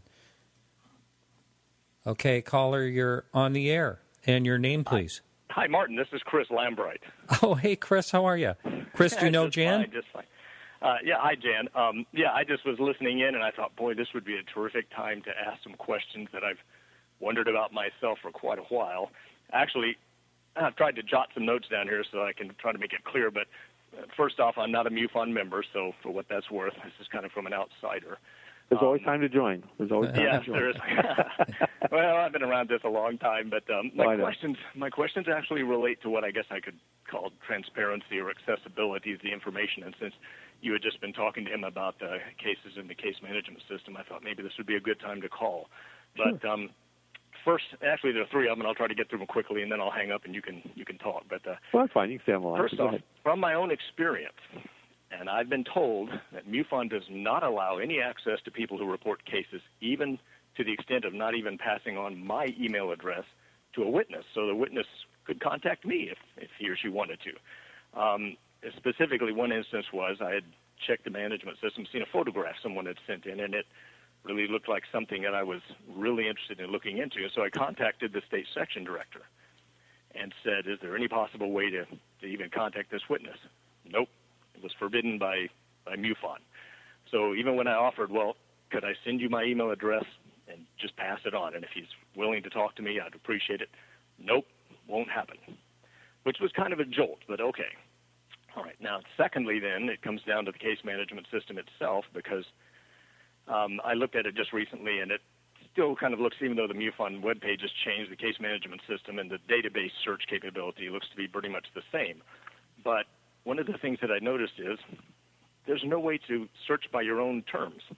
You have to search only for the terms that are given. If I had a specific search term that may be something unique, most search engines allow you to do a keyword search. Right. Seems lacking. You're restricted solely to what someone else has preset in there. And there are some times with terms that I feel would be very significant, but there's no way to get to it. However, there are ways that I found inadvertently to get hits on certain cases. And this raised another issue, because I had a couple of case experience with this with two specific cases I recall, that I was able to find the information about the case, even down to the point of looking at the URL and seeing what the case number was. But you go directly to the database and you look for it, it's not in the database. But I can find it. But I can't, it's not in the, and that raised questions in my mind. How could that even happen? That a case would not show up in the, if I just went to a website, did a case management system, search for the criteria of the date and time that I'm looking for, can't find a case in there. Yeah. So both of those have to do with access to the information that perhaps that a witness has seen, and I understand. Fortunately, I think I could say I've been around this a long time, and I think most people that know me know I appreciate the anonymity and all, but you have to know who you're talking to. But in the case of refusing outright to allow any way to contact a witness who I think most people think they're doing the public good by reporting, and I think they'd be happy to have someone at least show some interest in their case if it was a serious researcher, let's say. Yeah, sure. And I'd just like to hear some thoughts on that. The third question goes back to an issue that Ray mentioned as well, and then I'll shut up. Now, Chris, why don't you let him answer, and then you just hang in there and then just... Fine. Yeah. Stay on the phone. So, Chris, I don't know you personally, but you had basically three questions, I think. So the first question you asked was about witness contact. I mean, what I would have done is escalated that to MUFON headquarters, because we can certainly recontact the witnesses and say, hey, we have had a request here from, Chris, and Chris is, whoever you are, right, talk about it, what you are, and they would like to talk to you about your case. If you would like to contact them, here's the information. I have absolutely no problem doing that. What we don't do is we don't give out witness information over the phone, so we won't do that. I understand that. I thought it was surprising, though, that the state section director himself said directly from MUFON they do not put any contact, and he wouldn't even take my email address. He didn't even bother to ask who I was or anything like this, and didn't even suggest I contact MUFON, headquarters directly. I just thought it was kind of unusual to be shut down completely on that. But anyway, well, and that's you're still working with a state section director who reports to a state director who reports to the executive director as myself. So, so you just have to go up the line a little bit. It's kind of like when you don't get the answer you want at the store, you ask for the manager, and you're talking to someone who can do something about it. But no, we're not in the business of putting people in contact with each other. I see this on our website all the time. Our website's a Weebly, and we have let people blog each other, and I see so-and-so saying, hey, send me your number, I want to call you, this and that and the other. It's like that really isn't what our intent was. But, I mean, it is a good way to have a communication vehicle, because sometimes people do want to talk to other people who've had similar experiences, right? So I don't have any problem with that. I mean, if it's within reason, I mean, if we're getting calls every other day from you wanting that information, then I would probably say, hey, Chris, become a member, become an FI, and you could probably get this information a lot easier. But, yeah, no, I think that's not an unreasonable request. So the other question about the database may be simply one that they could update it to put in some kind of search capabilities where you could do some. Well, that was your second question. Yeah. That was the second question. Internally, when you are a FI, a state director, we have a different search capability, which is much farther beyond what the general public has. And so one of the things I just made a note to myself is to see if we could put the keyword search out as part of the public search function. And I'll ask our guys to look at doing that. So I'm happy to see if I can make that change effective. Let me see what I can do on that. But it won't happen until next week, though, because pretty much everyone's gone for the next 4 days. But that would be nice. I mean, it would be nice. I mean, I realize not being a MUFON member doesn't give me as much clout to get things done, but I appreciate your answers as far as that goes, because I do personally think there is a lot of good that could come out of the ability to at least search the database. No, we want to make it easy for people to search. To get the data, right, to be able to search. Our biggest problem is if too many people are searching and doing big searches. I mean, I try to limit the searches because otherwise it drags the computer system to the, we've got it's a dedicated server and it's a big one, but, it can be dragged to the ground. When we had the missile launch here, 3 or 4 weeks ago off the coast of California, we were just, literally our computer was on its knees dragging to the ground because there's so many people trying to get into it at the same time. So it's going to make us look at maybe some other options for cloud computing or something that can be easily expanded when we have these huge waves of people who want to hit the computer. But the keyword search is certainly something we can look at putting into the public side of things. And then your third one, database. Oftentimes what happens is people keep hitting the enter key, and so every time they hit the enter key, their case gets another case number. And so we get multiple case numbers for the same case. So what we do is we have people who review this and find out that if there's 3 cases and they're all the exact same case, submitted at the exact same time about the exact same event, they just basically make the other 2 cases unviewable. But if there's something specific you're looking for, send me a note and we can go chase it down, and I can have our guys go find where it is in the database. It's interesting. I'll mention kind of how I was going about this and where it began to come up was because of the need to do some keyword searches. I realized at one point that it's possible to go to a search engine and put in a site-specific search and do a site-specific search for certain search terms, which allowed me a little bit of the keyword capability. And in a couple of cases, I came up with instances of reports that I thought, okay, I'm able to read the text of the report. And looking at the URL would give the number that was associated with. So the case number. Everybody's assigned a case number, correct. Yeah, but unfortunately, when I went to the site and tried to do a search for the case that way to see what other photos or anything else was associated with it, didn't exist, didn't show up at all. And well, if you have that number, send it to me, exe.dir@mufon.com, or just go to our website, mufon.com, and click on contact. Right. And I'll chase it down and get you an answer on that one. Well, I don't do this every day, so don't expect to hear a whole lot from me. But if it comes up, I appreciate your willingness to look into it. Well, absolutely. No, we want to last question, and I'll leave this one, and then I'll go.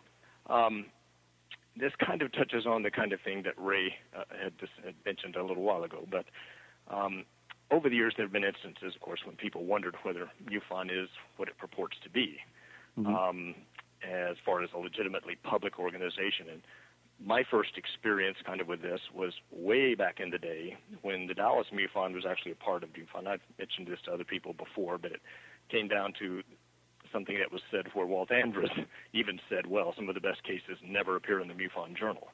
And that kind of threw people who were sitting around to hear him say that.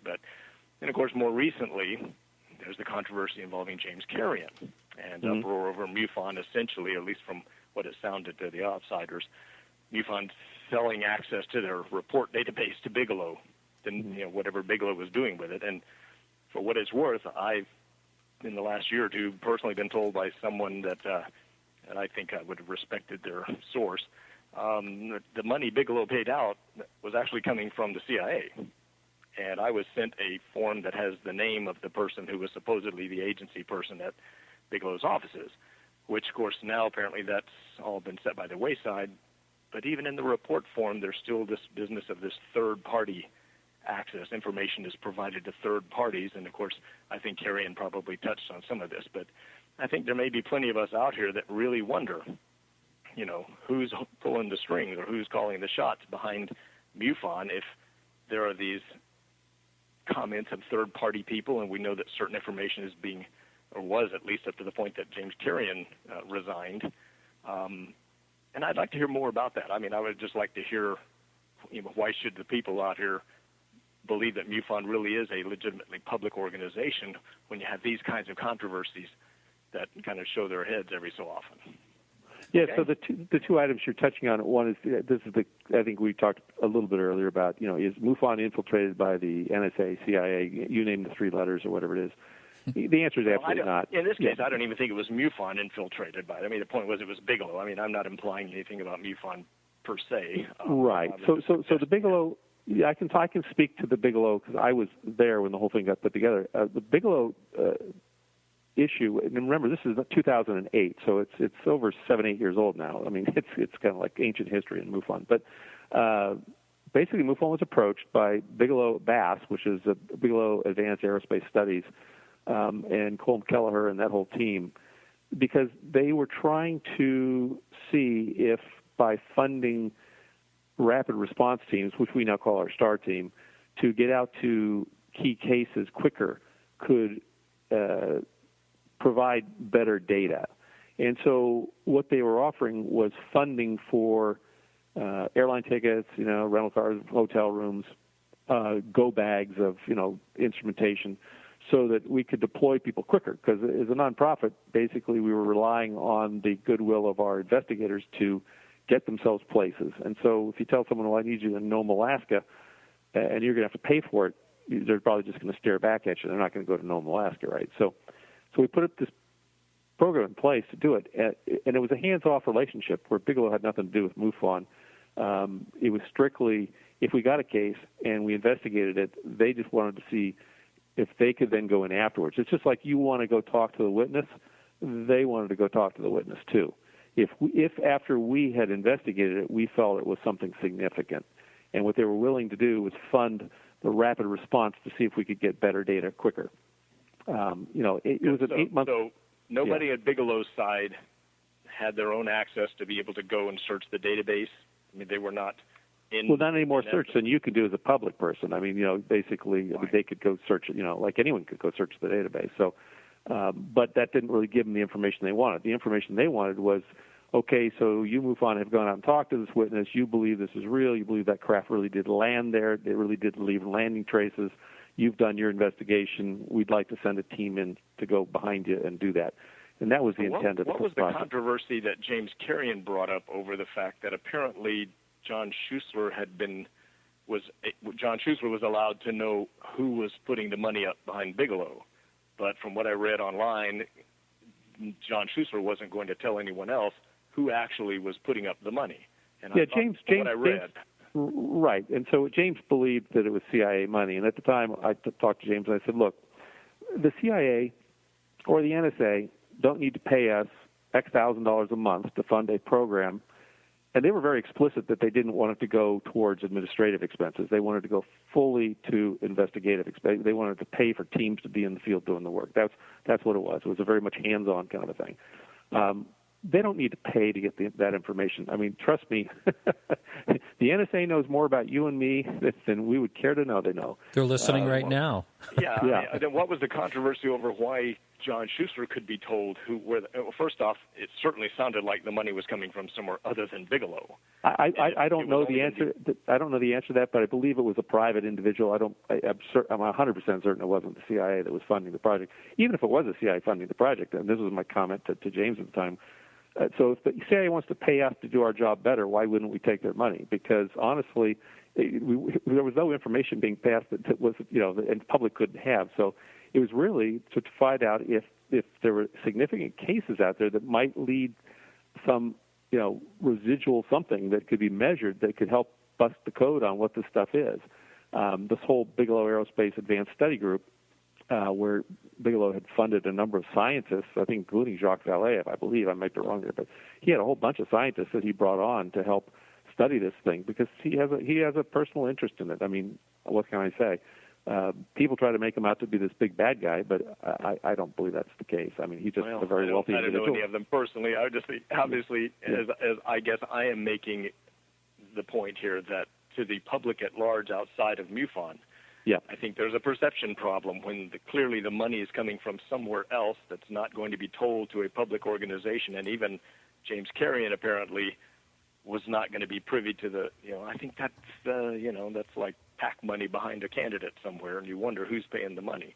Right, There's sure. a perception problem of influence and whatever else. But anyway, your answers have helped, help substantially. Yeah, well, so I think there was a trust issue there, and I think history has proven that to be a worthwhile thing. But yeah, this is ancient, in my opinion, this is ancient history. It was a very short period program, 8 months. It was funded for specific things to happen. Those things happened, and it was not renewed, which would say that they probably didn't get what they were looking for, which is, I think they really wanted to be on spot on top of a we do have landings occasionally. They're very rare, but we do get landings of craft. We just had one in New York not too long ago. We'll hopefully have written up in the journal here shortly. But But they are very, very rare. And so, Bigelow had at one time had I'm blanking on the name of the group. It was run by Colm Kelleher. Oh gosh, why can't I remember it? It was his own little investigative organization. I don't know. It sounds like when they were doing this Skinwalker Ranch or something like that. It was, but there was a name for his group anyway. But he had to deal with all the crazies, and I'll tell you, being in this job, one thing I've learned as the executive director for MUFON is that there's a lot of the world that's not all screwed tightly, and I'm sure he was getting these phone calls himself, and he didn't want to waste his time with. He wanted to have an organization like MUFON who could go through the 1,000 cases a month and come up with the one case that was worthwhile. And after we're done investigating it, he would go send his team in to go reinvestigate it. Now, after 8 months of doing that, it didn't turn out to be anything significant enough where he wanted to re-up the contract or whoever was paying the money. And I do believe it was a private individual. I could probably even surmise on the radio who it was, but I don't want to point. I don't know personally, factually, so I don't want to say something. That's all right. No one's listening. If you want to. Yeah, I know everybody's listening. Yeah, right. But there are a lot. I have to say this: there are a lot of wealthy people out there who want to know what the heck's going on, and and very powerful people who want. I mean, Jimmy Carter campaigned on wanting to know the answers. Either he knew the answer and wasn't able to tell us about it, or he never found out. And it should be shocking to me that the President of the United States can't get the answers that you and I are seeking, but it appears to be so. So.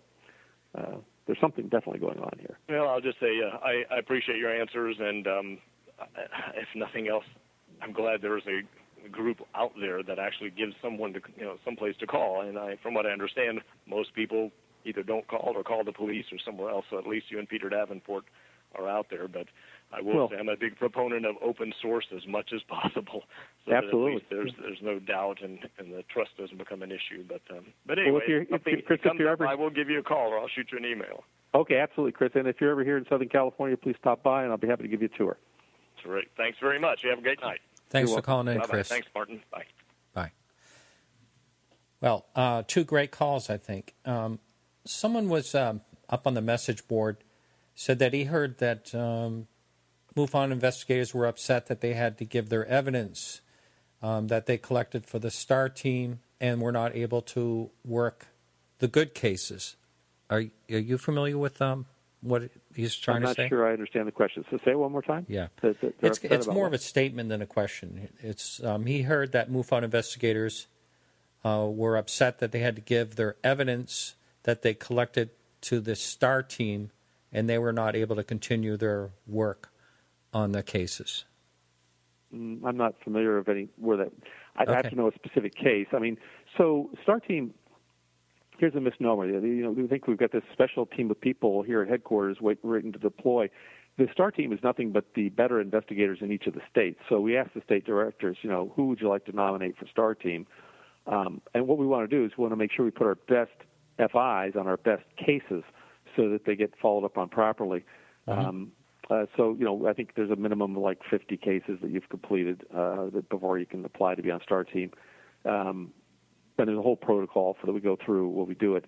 So I'm not really clear that they have to give up the data. When they say give up their evidence, the evidence, we have an evidence review board. Okay, so if there's evidence that's collected, it goes through an evidence review board.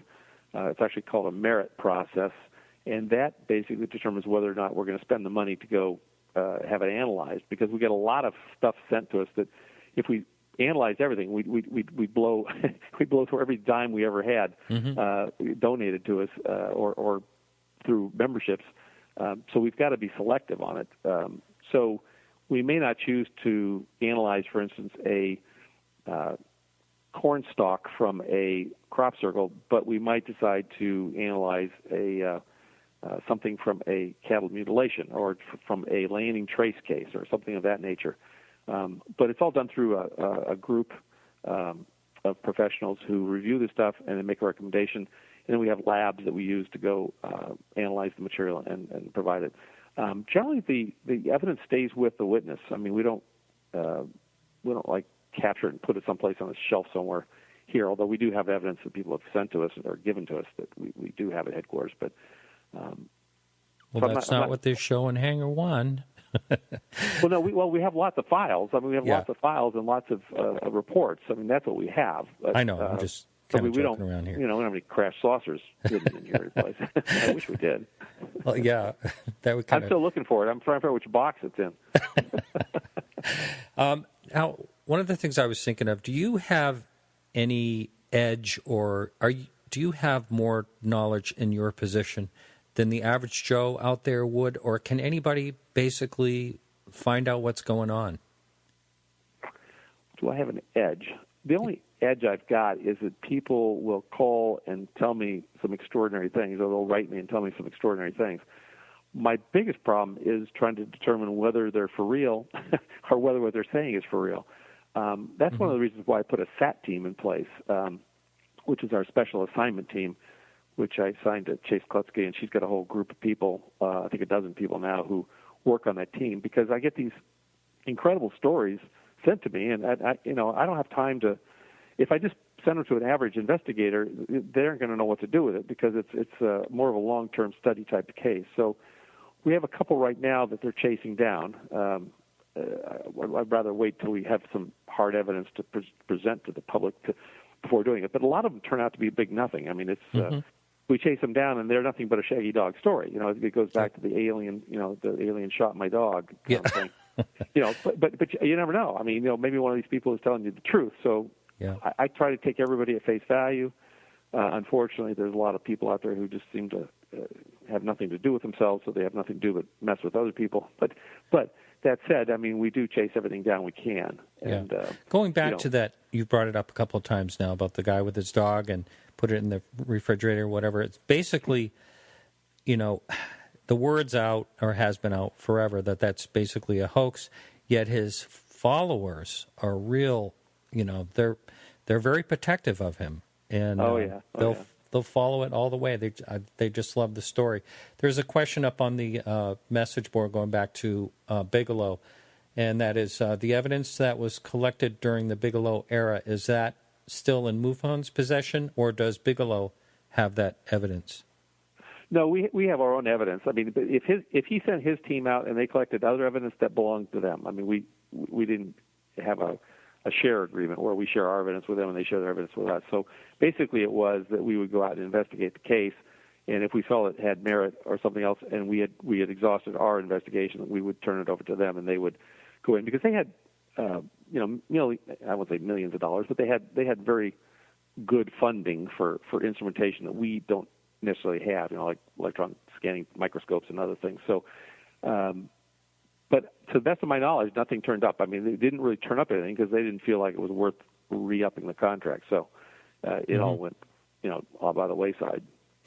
Usually when someone wants a contract with someone, they want something really amazing in exchange, kind of how like our government works. Right, sure, yeah. So I'm surprised that they didn't have more access to the case files than the average person. Something like, I'm not sure what would be something amazing. I mean, the only thing amazing in our case files, in my mind, is the people who've had these experiences and can tell you what happened. The extraordinary stuff, like the Socorro case in New Mexico that Ray was involved with, that had some trace evidence. Right. But those are so rare. I mean, we don't get those every day. It's not something that happens. So it just, I just don't, I would love to tell you we have, landing gear left over from a craft or, things like that, but we don't have that stuff. Right.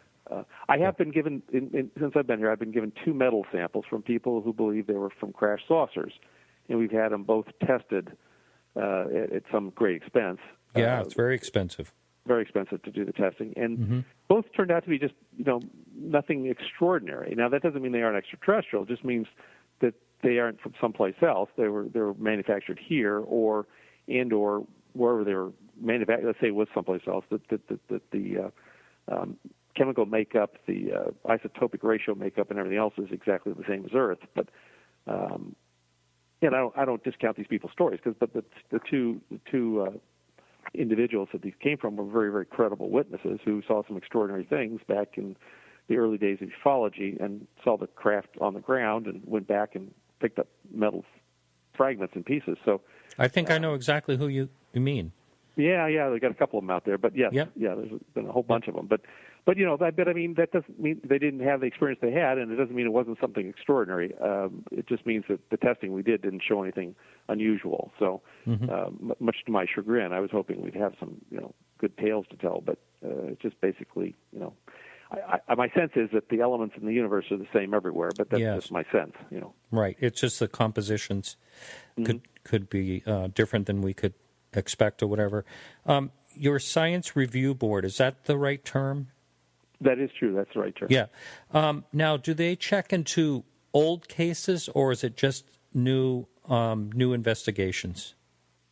Well, that's run by Robert Powell, our director of research, and he put the team in place to kind of be a place where we could take different cases and run them by the science review board, have them, do a ruling on them. We use them as a second level if people aren't happy with their case disposition. Once it goes through a review committee and they give their reading on a case, if they still don't like the answer, we send them to the science review board for review. But they also are many of them are scientists themselves. So they are writing papers on different subjects and publishing those. It's really something Robert came up with as a brainchild and implemented, and it's there to back up really the executive director and the director of investigations. Should we have something that we need to have reviewed, we can send it over to the science review board and say, we'd like you to take a look at this and render us an opinion on it, right? And then you have, it's not one person's opinion, it's 9 or 10 people's opinion, right? Because they do it collectively. Mm-hmm. Now, I do want to talk about your background, how you got interested in this. But before that, what about any really amazing cases? Can you talk about anything that's happened lately? Well, I mean, we did have a landing case in New York. I'm not sure it made the wire or not. I mean, it's in CMS, but basically a 17-year-old kid was at his grandmother's house, and a craft went over and landed in the field behind him. Made an impression. We went out and did readings with radioactive readings, and we got 3 times background radiation within the circle where it had landed versus 50 feet outside the circle. So obviously the craft was of something unknown, and it had some radioactive aspect to it. I mean, so that's pretty significant, I think, and we're still continuing to pursue that one. The problem with that one is the mother of the son, the boy who saw it, since he's underage, we have to get her permission to be able to talk to him. So we were able to talk to the grandmother and get the story from her, and we were able to get on site and see the traces that it left. But we weren't actually able to talk to the 17-year-old kid directly, and we got to be very careful about minors and that whole thing. So. Yeah. Right. Yeah. And one last case I want to talk to you about, because you seem very well versed in the field, and that is the Cash Landrum. I've had Colby. Is it Colby Landrum? I had him on, and he rarely makes interviews. But are you familiar with that case? Yeah, very familiar. Yeah, and my general thoughts on that is probably something experimental, military. But what are your thoughts on that case in particular? Well, I'm thinking right along the same lines you are. Is that I think this whole ability to travel as these objects do has something to do with either nuclear, electromagnetic, or some kind of a field propulsion system. And I think that it was a craft that was being tested and either went off course or was just being test piloted. And unfortunately, for the 2 witnesses, that they got too close to it and got radiation poisoning. I mean, that's my sense on it. I don't think an extraterrestrial coming from light years away would be flying a craft that's got that much problems with it. I think it had to be something perhaps we were working on. Yeah. Well, now I want to talk about you. And I was reading where you had an interest from a very young age. You read an article from Kehoe and sparked your interest at, I think it said age 8. Is that right? Yep, age 8. And then I was kind of shocked to see that one of the thoughts you had on propulsion for UFOs was electromagnetic. So let's talk about your background, your how you got interested, and also talk about you had a sighting, right? Yeah, absolutely. I had a very close encounter with one of these crafts. So I grew up in a town called Thousand Oaks, California. It's about 50 miles from here where I sit currently at MUFON headquarters. And, as young kids, my younger brother and I were very much into, inventing things and doing stuff. And he was really the Tesla mind, I would call him, coming up with all sorts of ideas. And we had a tree house, our oak tree out in the front yard, which was 600 years old. With telephones in it and rocket launchers out in the backyard. We would work from the thing, and we had all sorts of stuff going on. It was kind of those were the fun days of being a kid.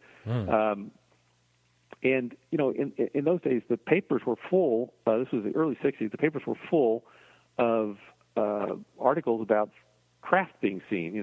Flying saucers. They call them flying saucers. Being seen in different locations. And my father subscribed to two men's magazines. One was True, and the other was Argosy. And I believe it was the Argosy magazine that had one of the issues. It had a article about Donald Keyhole and NICAP. And what impressed me as a young man reading that article was that here was a guy who was a major in the Marine Corps who was basically stating that these craft were not only real, but they were potentially of extraterrestrial origin, and that they were visiting us on a regular basis. And I thought that was interesting because as you listen to the news, you would always get the other story, which is, it's a weather inversion. It's a this. It was just the planet Venus. And everything would be quickly poo-pooed by the military and by the general press. Or actually, the press would buy off on whatever they were told by the military. So to have this guy come out in a magazine and say emphatically true that these things are real and that they're there, I was like, whoa, okay.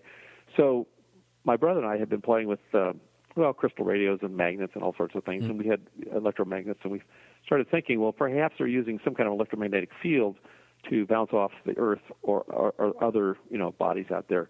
I'm not sure that's really how it works, but at that time, we were 8, 9, 10 years old. That is really a very good thesis for that age. Yeah. Really? Well, actually, I did a science fair project on it. It was funny because I found the booklet that I had put together for the science fair project, and I'm thinking to myself now, I wonder what my teachers thought of that. That was pretty wild and out there. But so we said let's go build ourselves a flying saucer. That's what we said to ourselves. Let's go buy the craft. We designed this thing on paper, 30 feet. Diameter, and with 3 pulsed electromagnetic engines, we thought if we could wind these engines and pulse them at a certain frequency, that maybe that would allow it. Maybe that's how this thing worked. And we didn't know. I mean, it was just an idea we had. But before we got to actually building it, we went to the store with my mother one day. She would go to the store and say, "Hey, you want to go shopping with us?" We went to a thrifty drugstore, and on the magazine rack while we were waiting for her to finish the shopping, we saw this little half-size English magazine, and I believe it was Flying Saucer Review. I mean, it's been 50 years since I read it, but it was a half-size magazine. It was from England, and it was about flying saucers, and I believe it was called the Flying Saucer Review. So we bought a copy of it, took it home, and we're reading this thing, and it said, as we're reading it said, flying saucers are seen around military installations, nuclear power plants, and places where anti-gravity research is being done. And so we looked at each other and we said, well, we're doing anti-gravity research, so maybe you want to come visit us. And literally within a month after having that experience, that conversation, my brother came into my bedroom. We had a 3-bedroom home because our parents had 4 boys. So we had 2 boys in each of the 2 other bedrooms, and they had their own bedroom. Well, lo and behold, they had an oopsie baby, which turned out to be a girl. So my father had to take the garage and turn it into a bunk room. So I was living out in the garage, and my brother, Jeff, who was my younger brother, was living at the other end of the house where the bedrooms were. And he came out to my room at 6:30 in the morning on a Saturday and said, there's someone trying to break into my room. And I said, what do you mean there's someone trying to break into your room? He said, well, there's someone playing with the screen, and I can hear they're jiggling the screen around trying to get it out. And I said, well, did you look out your window to see what it was? He said, no, I didn't look out my window. It's like, were you crazy? I didn't look out my window. I said, well, let's go take a look. So we went back up to his room, looked into the room at the window. There was nothing going on. So I thought, well, he's just trying to pull one over on me. And I said, okay, well, let's go out in the backyard and see who's out there. So we started walking down the hallway, and as we got halfway down the hallway, I'm looking back at him talking, and he's talking to me. And all of a sudden he says, look, and he points to the window. We had a wall of windows that were plate glass windows with white drapes that went across them. And this was right before the time change, I think in early April, mid-April of 1965, and so the sun had already come up, and it was shining brightly through that window. And I didn't see anything. So I said, what? What did you see? He said, well, there was somebody standing against the window. I could see the shadow. And when I told you to look, they floated backwards. He used that term, floated backwards. Now, I'd never heard any terms. I didn't know anything about beings or these things. So I thought he was just pulling my leg again. So I said, okay, let's go out the backyard. So we went through the family room, past the kitchen, into the garage. And as I went out, I noticed the clock on the wall said 6:30. So I know what time it was. And we went into the garage and out the back door and to the end of the house and to look back at his window. And there's nobody there. So I'm thinking, okay, he's just trying to really pull one over. Okay, good, funny joke. Ha, ha, ha. You got me, We turn around to go back into the house, and there, 30 feet from us, hovering 10 feet off the ground, is a landing craft with 4 landing gear on it, just hovering frozen in the sky, 10 feet off the ground, just frozen. And it's making a humming noise like a transformer on a telephone pole. And I think, holy Toledo, the first thought that went through my mind is these things, oh my gosh, these things are real. There's one like 30 feet in front of my face, The next thought that went through my mind was, oh my gosh, this thing looks like it's man-made. And the reason I thought that was on the landing gear on each side, there were these crossbars that actually had a bolt in the center of them. It's like scissored as the landing gear would hit the ground and press down. This thing would scissor so it kind of cushioned the craft. And that bolt was what made me think it was man-made. But as I continued to look at the craft and stare at it, it was completely smooth. I mean, the actual craft itself was seamless. There was no rivets, no seams, no nothing. It was just one piece of metal all the way around.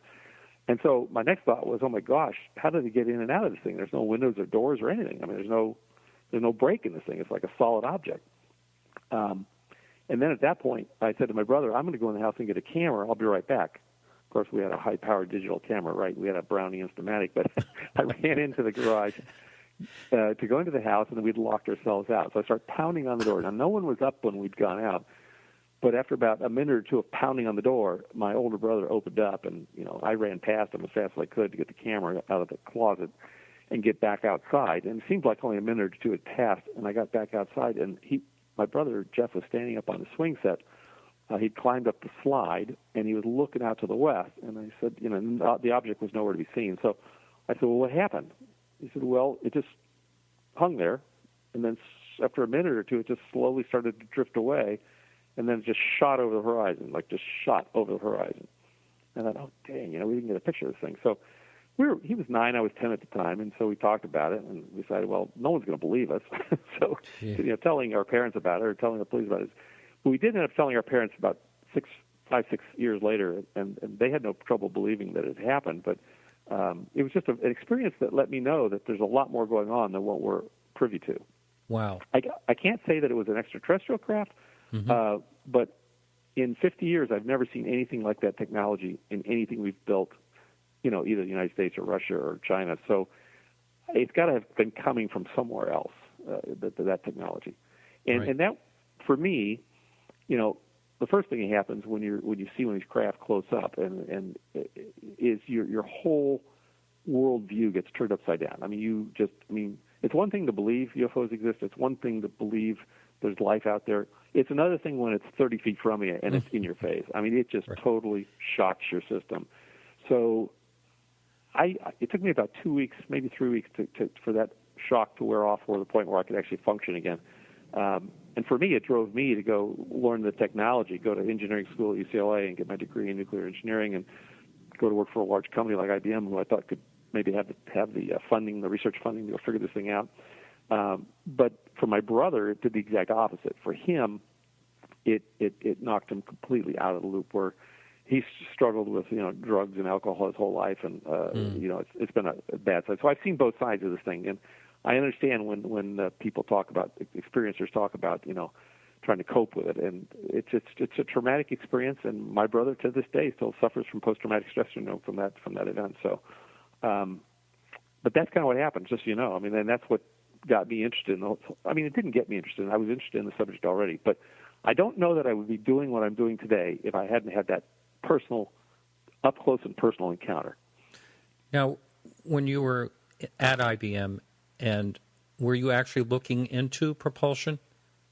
Well, I was on the sales and marketing side, but yes, I had an opportunity with some of my major clients, because I worked with large clients, to go get briefed back in Armonk, New York, which is headquarters, and they would bring in the senior research scientists to come and talk to our customers and about what we're working on. And so I had an opportunity on some of the breaks, to step aside and say, hey, hey, what might we be doing in this area? And the two senior VPs that I talked to basically, said, well, first they believed that it was true.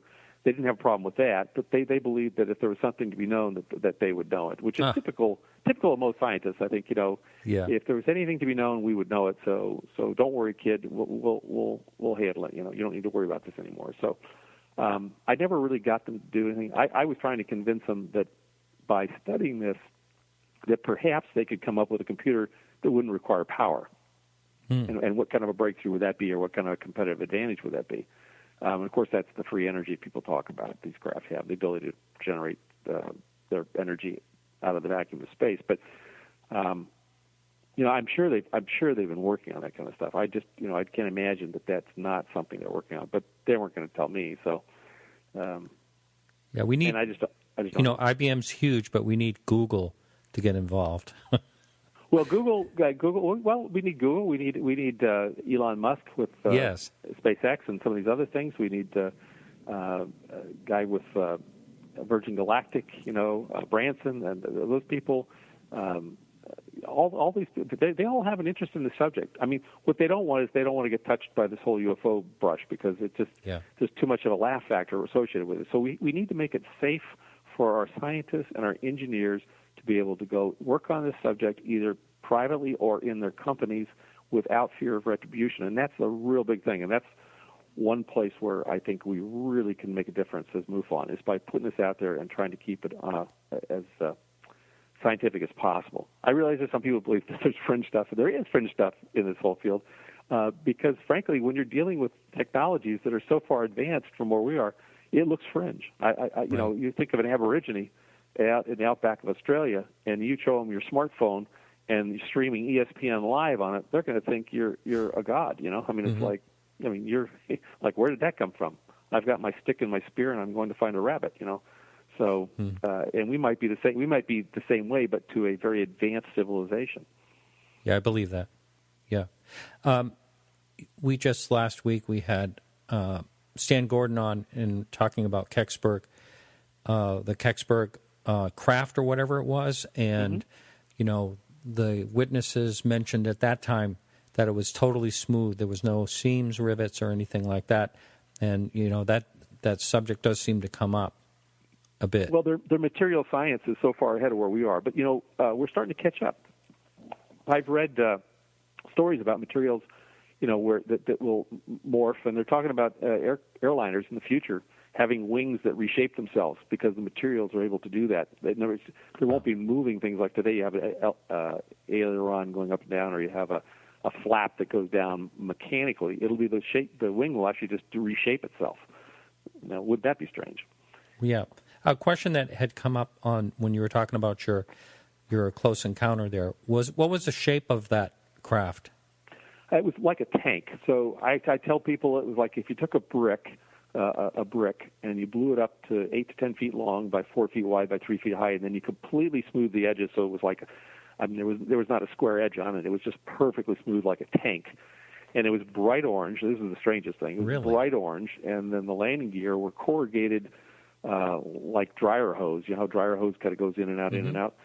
Cobalt blue, and then the suction cups were black on the bottom of them, and then the crossbars were brown. I mean, it was the most ornately painted thing I'd ever seen in my life. But it didn't look like it was painted. It looked like it was just organically that color in its different places. So, it's very possible it could have been a test vehicle that's something we built, but I just don't know how we would have that technology and 50 years later not see it, implemented someplace. And why would it be in your backyard? That's the other thing. I had a friend of mine whose father worked at the Rockwell Science Center out in Thousand Oaks, which is where this happened, and he said to me, well, you just saw something my father must have built. And I said, well, that may be true, but I don't know why he would be testing it in my backyard at 6:30 on a Saturday morning. Right. No one works on Saturday. But no, that is really an amazing sighting. And boy, it's really a shame you didn't get that Brownie camera. I know. Especially when you're talking about the appearance of it. Now, I have heard of a friend of mine saw a box shaped, he said it looked like a box that actually burst into 5 lights, which was really an amazing sighting. And that's something you heard, let's say at Rendlesham Forest that happened. You do hear of these things, totally changing what they are, which is another baffling aspect to what some people see. Right. Now, we have about 5 minutes left, thereabouts, and so we kind of covered that. And one of the things I wanted to ask you, when you were at IBM and you were working, going through school and stuff like that, was this something you spoke openly about, or did you just kind of keep it quiet?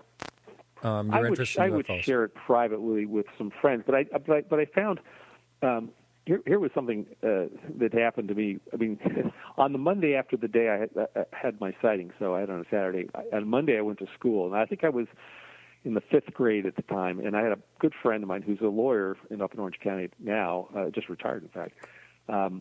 And I said, "Hey, Tom," I said, "you won't believe what happened this weekend." And I went through the whole story. I mean, I just unloaded on him what happened. And he was staring at me as I was talking, and when I got done, I paused so he could say something. And he looked me in the eye and he said, "Do you want to go play baseball?" And I thought to myself, did you just hear what I told you? I mean, this is phenomenal. And what struck me at that point was that if it's not within your worldview, it's not within your paradigm, you have no place to put it. It's like it doesn't exist. And so I just made a decision. I'm not going to go share with a whole lot of people because, and I get those calls here at MUFON headquarters. I had this experience. I can't tell my wife about it. I can't tell my kids about it because they'll think I'm crazy. But I can tell you about it because it's true. So, it's just a real interesting thing, and we need to change that within the public. Is that so this is safe to be talked about without people being made fun of. Yeah, I know. I talked to one person. I was working at an auction gallery out in California.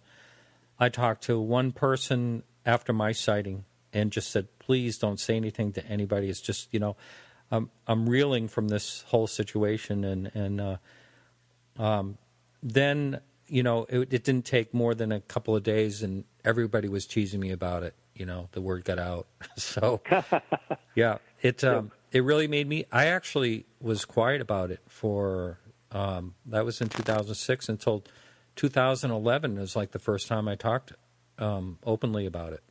Yeah, it's hard. It's hard, The way I approach the subject with people, and I would suggest this to other people too, is I usually start off by just saying to someone, hey, do you think it's possible there's life somewhere else out in the universe? I mean, as an icebreaker, and then usually they'll say, well, absolutely, there's got to be other life out there. And I said, well, do you think any of it could ever be coming here? And either they're going to go one of two ways. Either they're going to say, no way, it's here, or they're going to say, oh, yeah, sure, it's possible, it's been here before.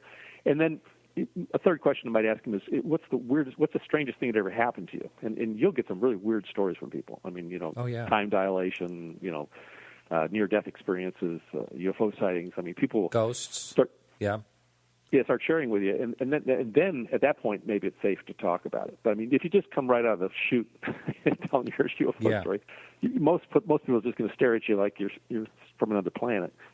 Yeah, I was out in Chicago a few years ago, and I was part of a round robin that had to do with basically, the antiques market because I'm involved in that, and basically we were discussing young people and antiques and how, we kind of have the IKEA generation, the millennials. But anyway, all of a sudden I was, around some very conservative older people, and finally I just got up the courage and I said, what do you think about UFOs? And I had the most interesting answers.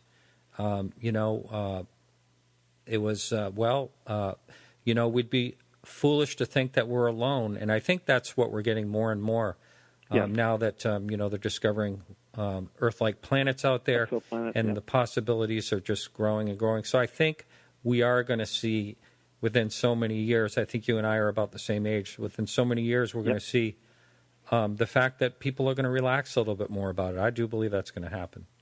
Oh, it's already happening, and the exciting thing for me is it's happening within the halls of NASA and other places. And I've talked to a number of different astronauts. I mean, they haven't necessarily seen anything themselves, but they're saying absolutely there's other life out there.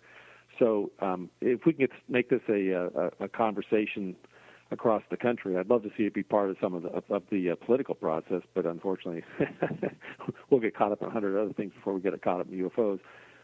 I think it's going to change for the better, us getting some breakthroughs in this area that we can all take advantage of, as opposed to just the military-industrial complex.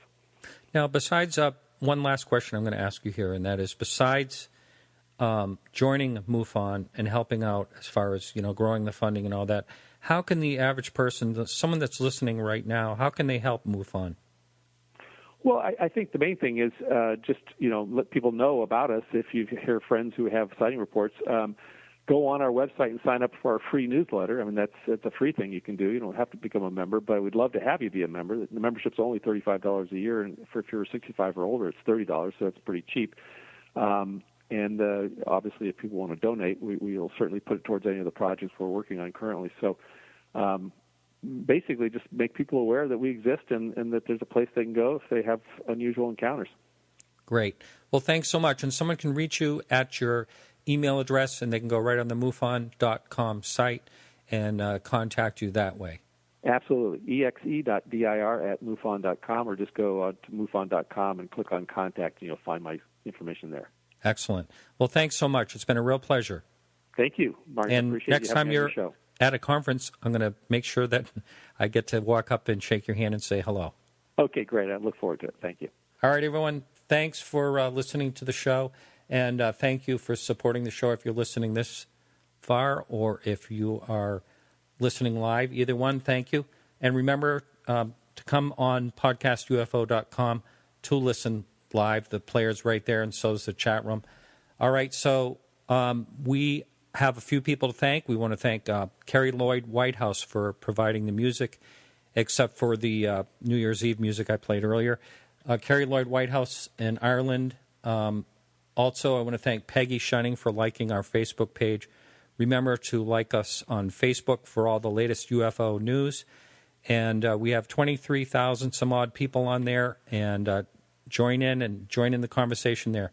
All right, so this is Martin Willis. We'll see you back here live next week, right here at podcastufo.com. And remember, keep your eyes to the sky.